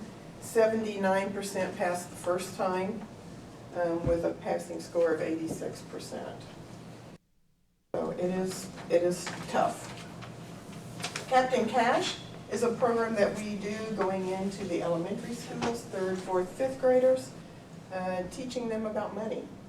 So it's a real fun program. They have 4 islands. They have the islands of earning, saving, spending, and borrowing. So we go in 4 different times for an hour each time. In the past several years, we have been able to get into South Whitley and Cherubusco schools. And last year, we did reach about 800 students in 8 different classes. Fraud Alert is one of the educational programs that I do on a regular basis, just trying to help everybody recognize scams. It's amazing how easy it is for people to be fooled. So I do that with lots of different groups here in the county, as well as adults. And then Whitley County Master Gardeners is really a neat program. For somebody to become a Master Gardener, they go to 16 weeks of training. They must pass an exam with a score of at least 70%, and then they must give back 35 hours to the community and volunteer work. Upon completion of all that, they are a Master Gardener. Master Gardener, their whole purpose is education.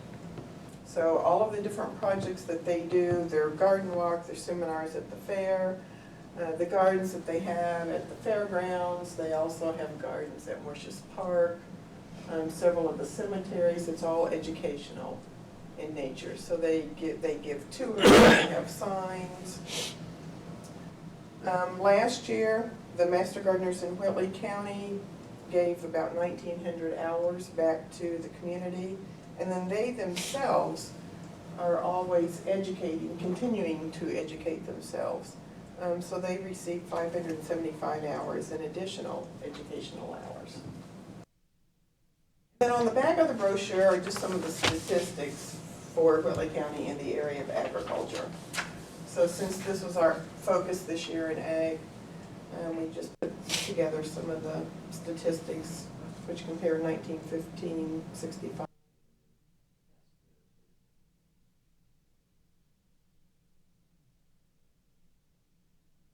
I just kind of wanted to share with you, let you know where some of the Whitley County tax dollars are going and being utilized.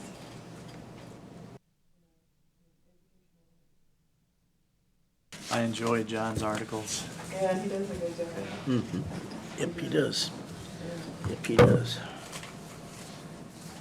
Any questions for Cindy? No, thank you. Thank you very much. Thanks, Cindy. Any update on any rumors as far as? Not a thing. Okay, Still looking at options. okay. Would you object to a large tent? Now you gotta look at your options. Okay, thank you. All righty, thank you. Nice meeting you, Todd. Yep.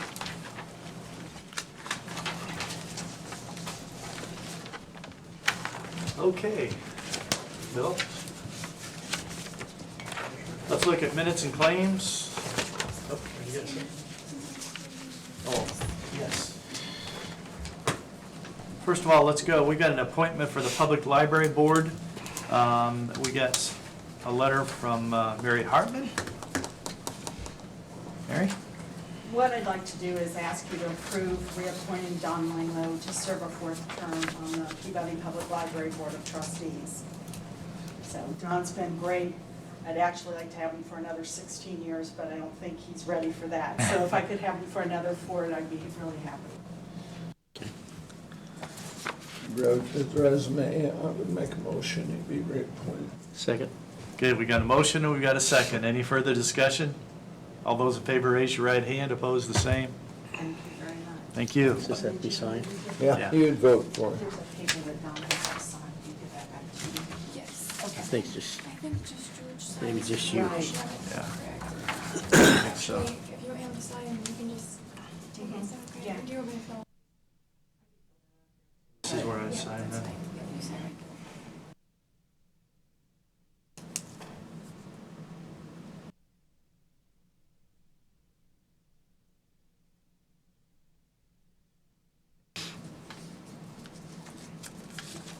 Thank you very much.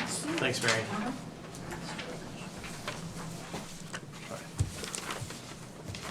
Okay. Now, let's look at minutes, if you would, please.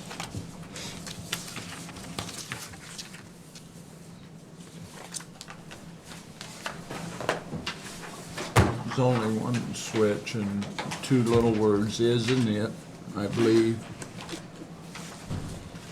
Under county attorney, about the 5th, there's a tentative settlement, but is it confidential? It should be, it is confidential. Right? Yep. Is that, It is. okay, It is right. it is it? Is it wrong? Yes. It is, or It is is it? right. Switch those two. I didn't Find see anything else, so. Make a motion, we approve the minutes then. With the changes, just We got a motion, brought forward. got a second. Any further discussion? All those in favor, raise your right hand. Opposed, the same. Thank you.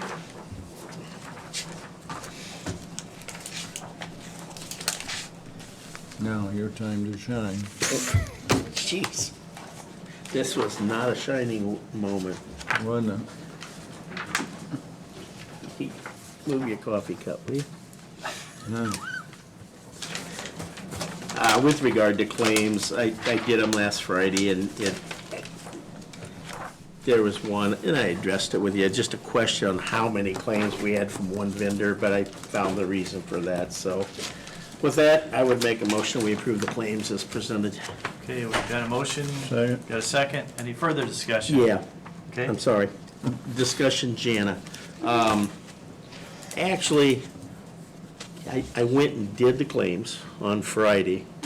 Today, I just get the, whatchamacallit, the docket.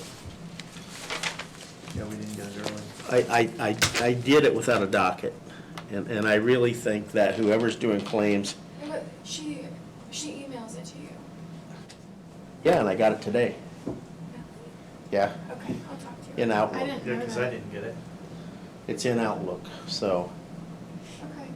Okay. And it's not that big a deal, I saw them all, I'm just saying, if I'm gonna do claims, I kinda like to look down through the docket just to see if there's something right away, like, ooh, what's that, so, okay. Yeah, I'll say something. I'm sorry, I'm not I'll sure. call for the vote then. Okay. Those in favor, raise your right hand. Opposed, the same. Thank you.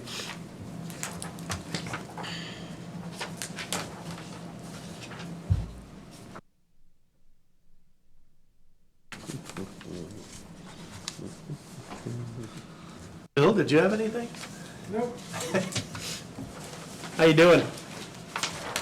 Are you? Getting a Are you little 2 down. thumbs up? Good for you. Glad to hear that. Thank you for asking. Yeah, no, I'm glad to hear that. You look good. Haven't heard much about you, so I didn't know. Good news last Tuesday. Oh, good for you. Congratulations.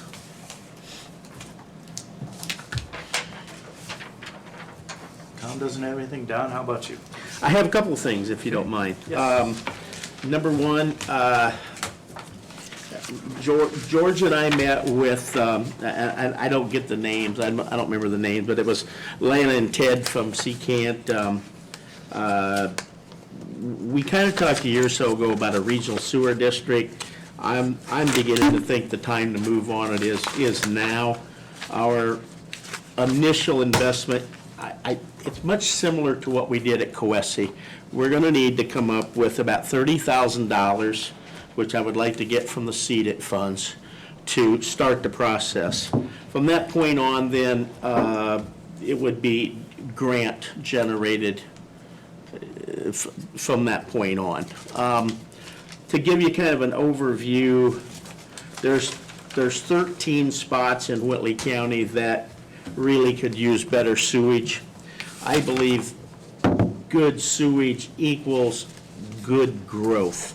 And my argument from that stems from drive around Tri-Lakes, drive around Blue Lake, I'm sure up your way too, Tom, where people are now able to build really nice places on the lake where they couldn't before because they couldn't do a septic system.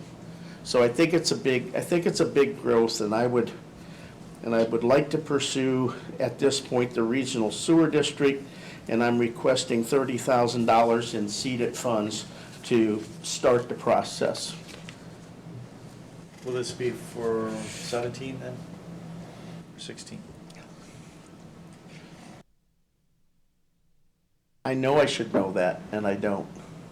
I didn't bring that in with me, but I thought it was out of 16 funds.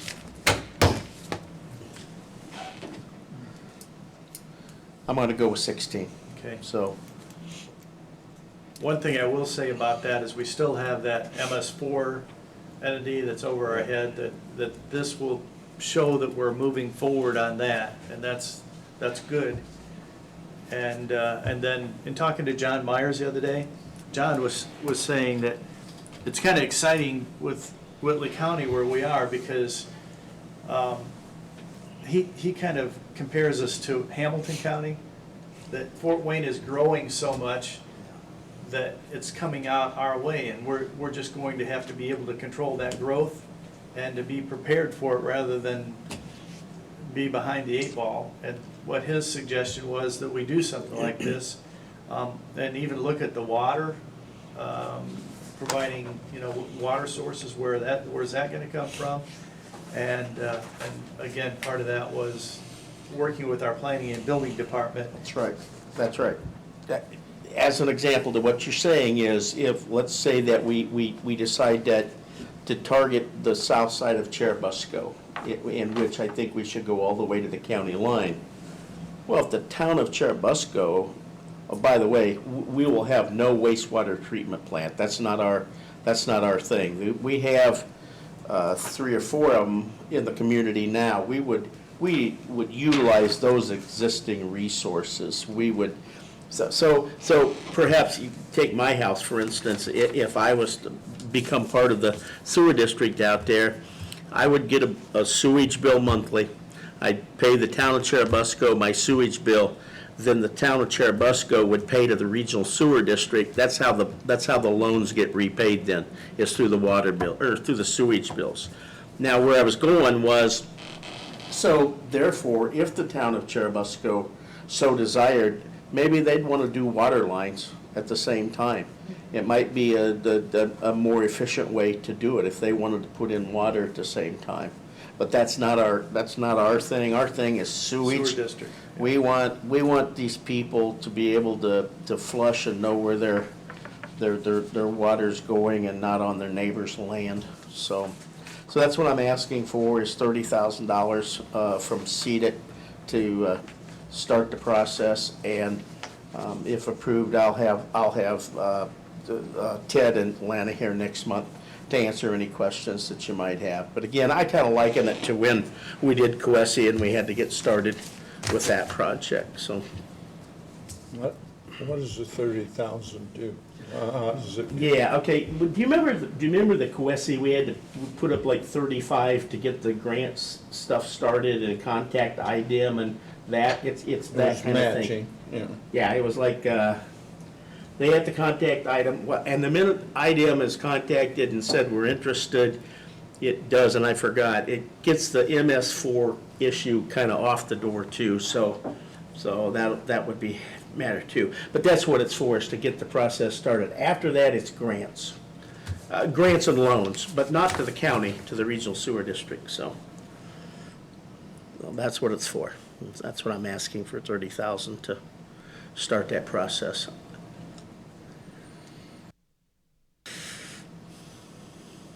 Where are we on the CETA? What have we Well- got promised? I know there's Yeah, some and on I it. guess what I'd like to do right now is I'd like to, I've been in a process of determining where we are with CETA and what we've got promised. I'll have that done by the next meeting, and if we can table this until the next meeting so we can know exactly where we are. I have no problem if we got the money in there. Yeah. I guess there's other things. I'm sure we got the money. At the last I saw, we had $540,000 in CETA monies, and, But some of that's promise. yeah, some of it's promised. Yeah. So, But that's what I'd rather just, I'm not against it at Like all. Ted here.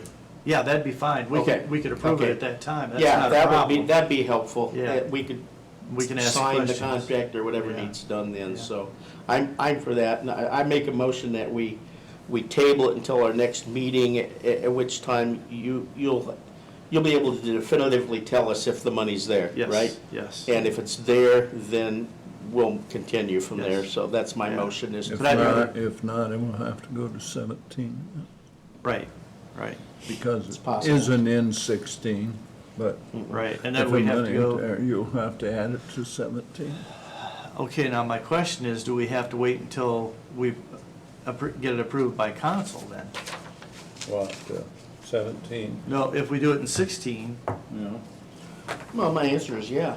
That's the way they've been operating, is that if it wasn't in the plan. Now, I'm not sure why it couldn't come from on-site, off-site, I'll be honest with you.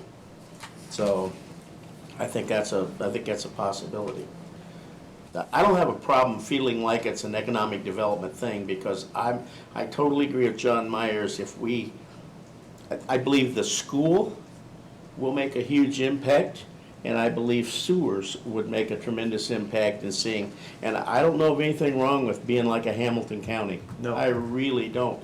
If you remember our talks on wind turbine generators, we kind of decided we like the county that we are, and it's okay if people want to build nice houses and live here, so, right, yeah, okay, so that's my motion. okay. Who does the study, like Troy Cedar and that? There's probably 45 homes, it says there, to be sure that that can handle it. When do these questions? Well, now, Is this- something like that would be, right now, Tri-Lake Sewer District is looking at that. Is it feasible to go out to Troy Center Lake? They're looking at Northern Heights, what's the northern, on 600 there? The subdivision, the older subdivision, nice homes, really nice homes. Oh, Those are all 500 or 600? 600 and 500. They're looking By at the Fox fire Run. station? Yeah, Fox Run, and then there's, Yeah, that stuff that all needs. but those are all 20-year-old homes and all the septics. You talked to Scott Wagner, and he said they're all gonna need replaced eventually. And we want to partner with these existing districts. We're not a new guy on the block. But Troy Cedar We need them. is on So- the radar for Tri-Lakes, but yeah, that's part of a new bond issue that they're gonna have to deal with. In that document, Tom, I just went to Scott Wagner, said, Scott, you gotta give me a list of areas that need dealt with in the county. And that came from Scott. So.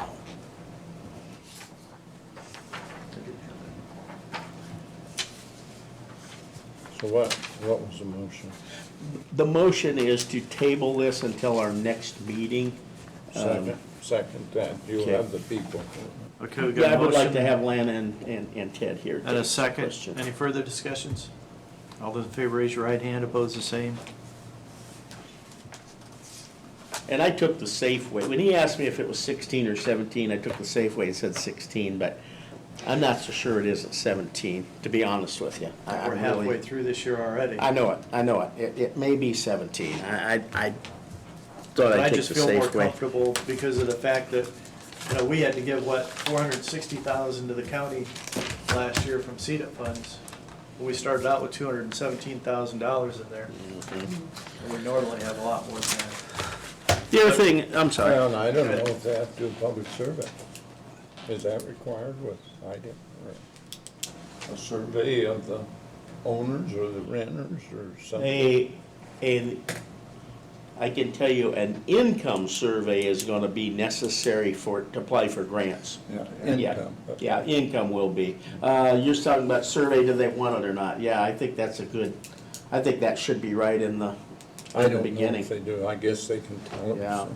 Well, I don't think we can force anyone into the issue. What we're gonna do is, basically, it's just You working can if for. they live within 300 feet of the sewer. Yeah, but I guess what I'm saying is, the different sewer districts, we can't force them to do anything. All we're doing is working with them. I wanna partner with them, not Yeah. work against them. To Yep. determine, to let them know where we know the problem areas are. So what would we do if Tri-Lakes Board says no?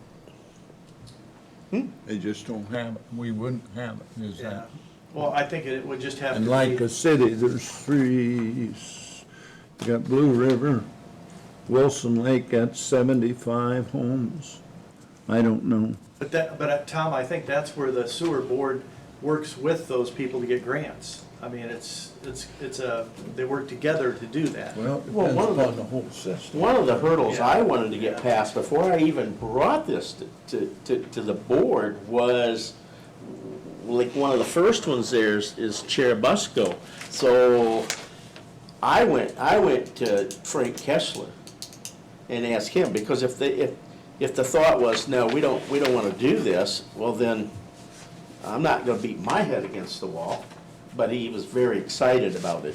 I And think the best thing with Cherubusco is to send it to Allen County. well, somebody already cut it off one time. They didn't make the line very I clear, think so. we send Yeah. them to Allen County and Huntertown. You can plug Huntertown. your stuff into Huntertown.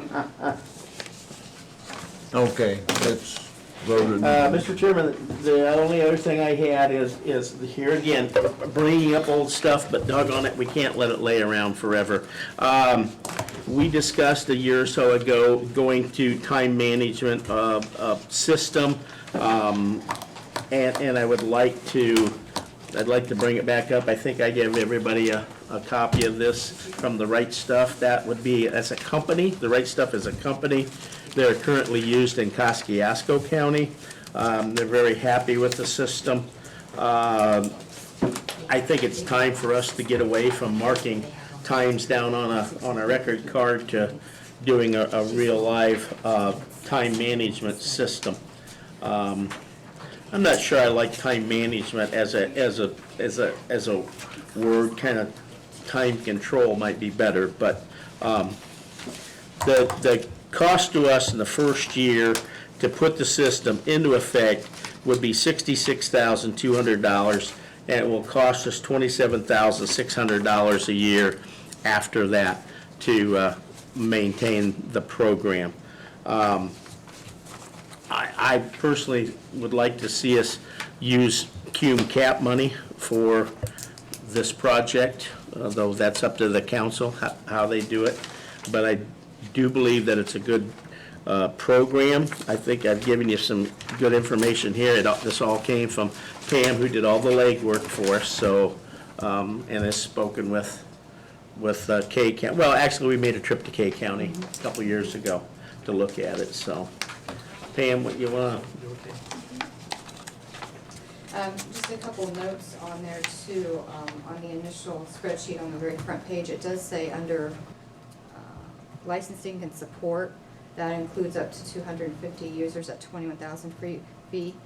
Also, they have off-site hosting, which I think Don can probably speak a little bit of this because of what you guys have in place at the fire stations, correct? Yeah, off-site hosting, I simply means the records go to their host. They host the records, they being The Right Stuff. It's very, very similar to, as I was explaining to Pam, the township financial system that Patty uses, it doesn't stay in our computer. It goes to a host computer, which is all backed up, and I think that's the safest way. That way, if we ever had a failure, we wouldn't lose everything. So we can get rid of our IT Servers went staff, down and everything would still be intact for payroll. right? Give me. We don't need an IT staff. Not for this particular piece of it, no, not. So this, For the time management system. so this is gonna be an addition to what we currently do with IT, Yeah, IT has nothing to do computers, with this servers time- and things? Yeah, this time management program is totally separate from our IT services for what they provide. The only connection I can see between what you're saying, the only connection I can see a computer having is if we go with, when you go to clock in, you clock in on a computer. That's the only connection I can see. No, I was just saying, because it said, I didn't know what IT, you could stretch it out, I guess however far you want, but I just didn't want Yeah. duplicate services, and I can vote for anything, you guys don't have to pay for it. No, But there we're is no. spending about $100,000 here today, we're not sure where it's gonna be, but that's up to you guys. I just believe it's the right thing to do. Almost all the businesses have gone to electronic. The thing I look at on this, Tom, is the time that it's gonna save managers, each one of the department heads, or the people that work for them, because everything's done by hand right now. And just that amount of time alone, if you figure that out, and then what Vicky's gonna save, I really think there's a lot more savings than what we realize.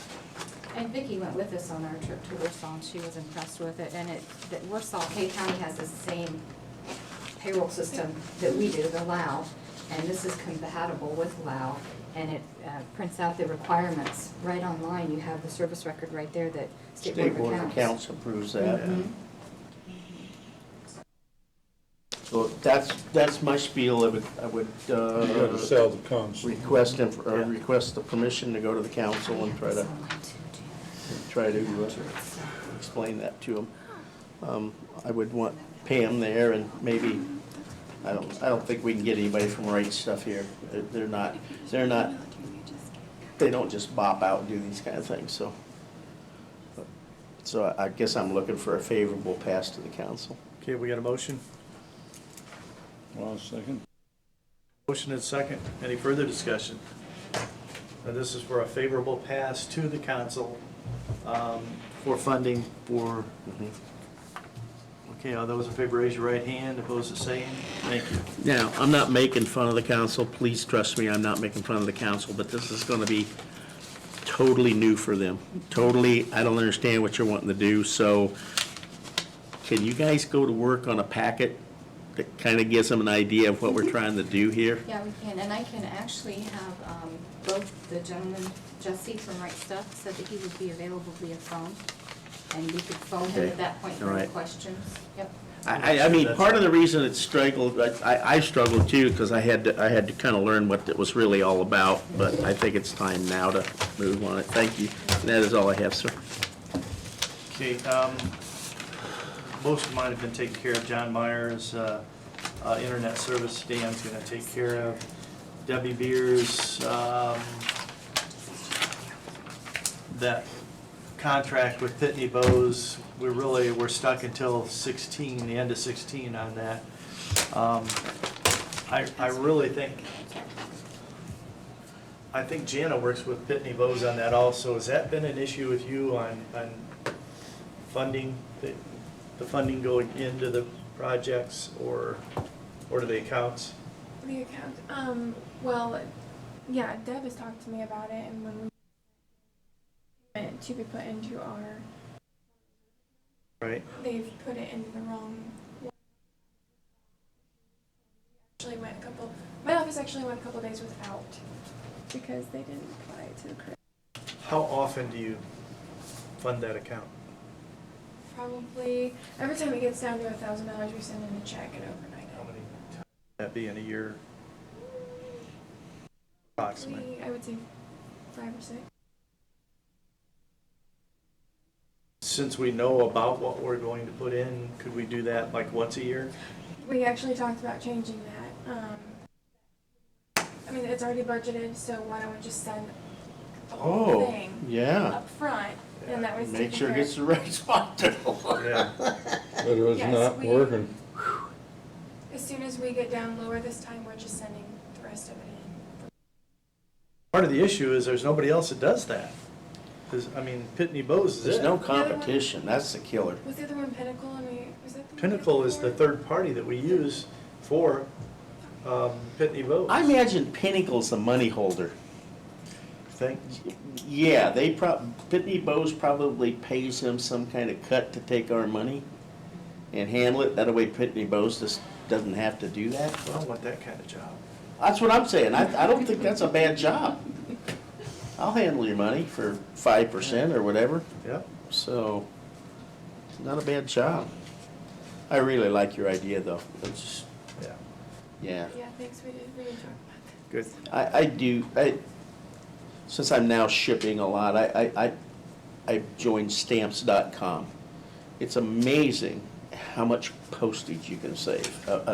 The small flat rate box, if you go to the post office to send it, is $7.25 to send it, and it cost me $6.05. Wow. It's amazing. You have to pay them, I have to pay them $15 a month to belong. So you gotta be able to ship stuff, Yeah. okay? But I print my own postage and everything.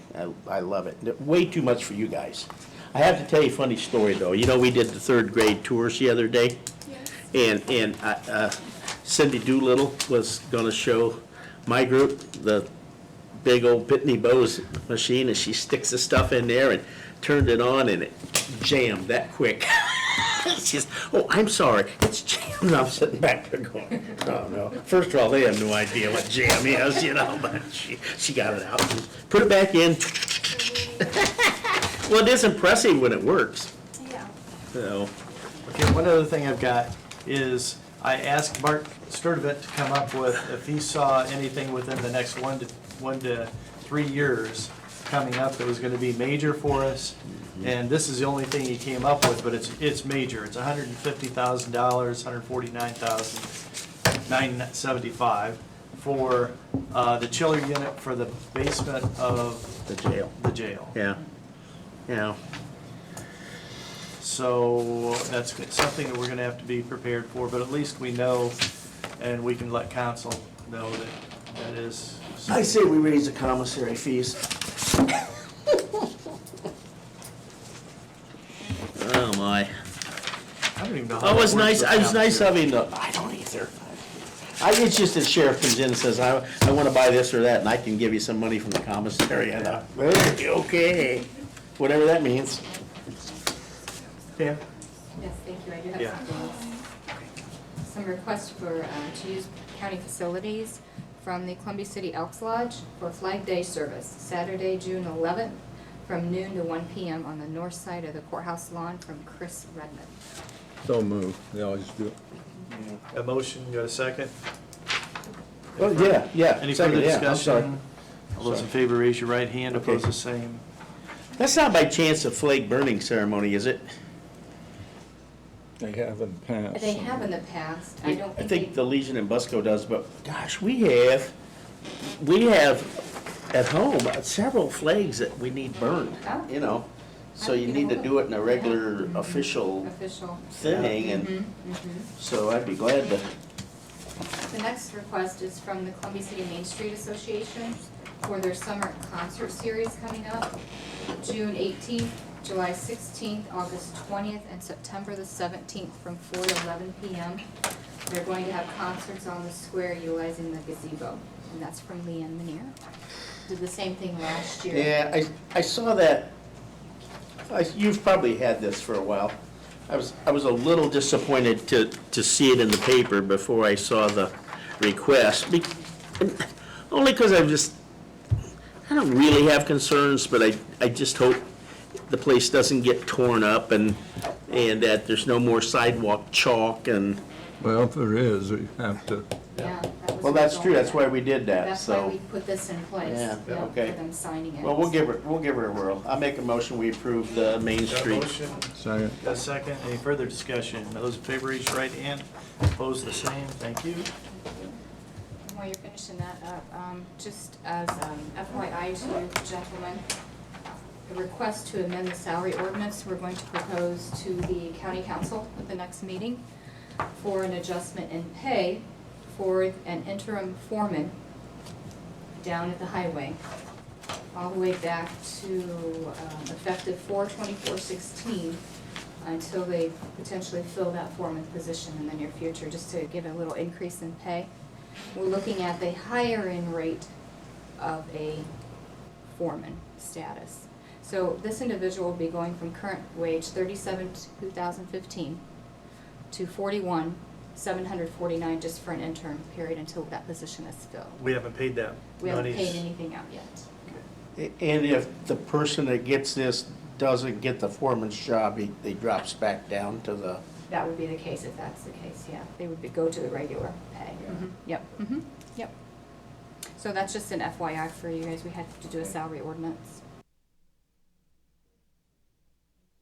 One last thing, I made copies for everybody. Current policy for our active duty enlistment individuals. We do have a couple that are doing active duty.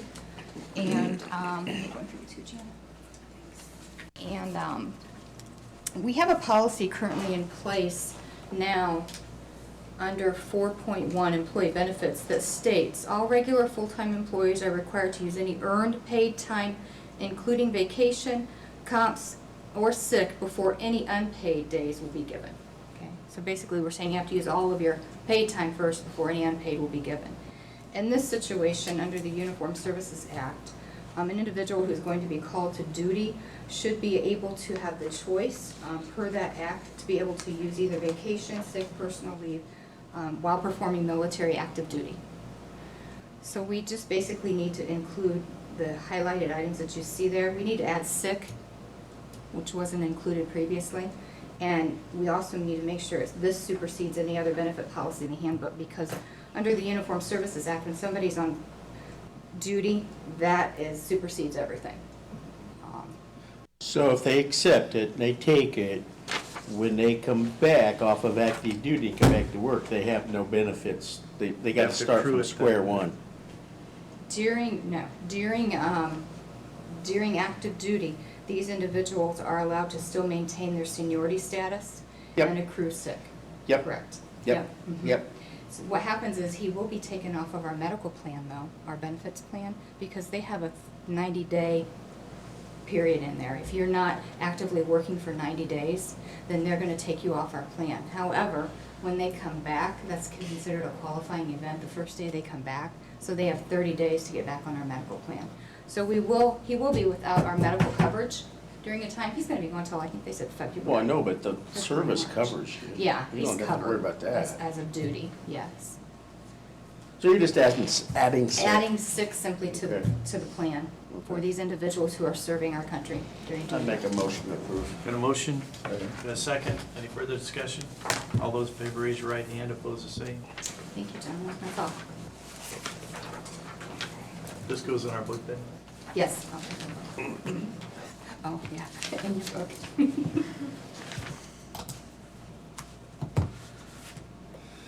Janet? The only thing I had, just really quick, if you saw in your packets, I gave you the Lowit quarterly estimate, just to give you guys an idea of where we're at. Now, in this case, and George and I have talked about this, in this case,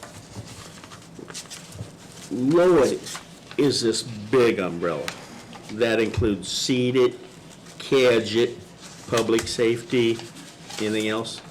Those three things. So when we see Lowit, it's not that Lowit that we added last year. Lowit is strictly local option income tax, which includes Cadget, seeded, okay. So when we see at $2.2 million, it's all three of those items. Now, was that 2.8, I forgot what you told me on that, is that county general, or going into the county, or is that also going to, that 2.8 going to the different entities such as the cities, The towns, and. public safety that we're getting? No, no, Or no. The 2.8 million that you show on that. That chart, paper. that's not county money. That's No, that county would be money those. that you have to distribute out. We get a portion. And really and truly, is it very difficult to break that down for us to peruse? Well, they actually, for each one, they send out a sheet for Cadgett, CDA, and public safety and say, okay, this is how much this entity gets divided by 12, and that's what they get a month. Like, they send out a sheet for me, or they put it it's actually on the DLGF website, Yeah. that they say, okay, here's Whitley County, they get this much for the whole year. Here's all the townships, they get this much money. So it's already broken down for us, telling us how much they get per year. We just have to divide it by 12 and distribute it every month. It matches exactly what they send us. And it Okay, matches- I think I'm still a little confused though. That amount right there, under Whitley, Right. that's what I would call gross income. You then have to break out Columbia City, Cherubusco, South Whitley. So that's not Whitley County's share. That's What do into, we net out is what he's saying, that yeah. That's what I'm saying. How can we find out what we net out of it? Right, okay, yeah, I can check. Don't go out of your way. It was just, when I see those numbers, I know right away, well, we don't really get all that money, so, okay, all right. Scott's back. Are you done with your meeting? No, he's gonna officially. Not yet. Microphone's still on. Mr. Wagner, what would you like? I was just gonna talk about. Oh, yeah. Okay. Okay, well, I think everybody's I'm done. good. Motion? Motion, June. Second? Wait.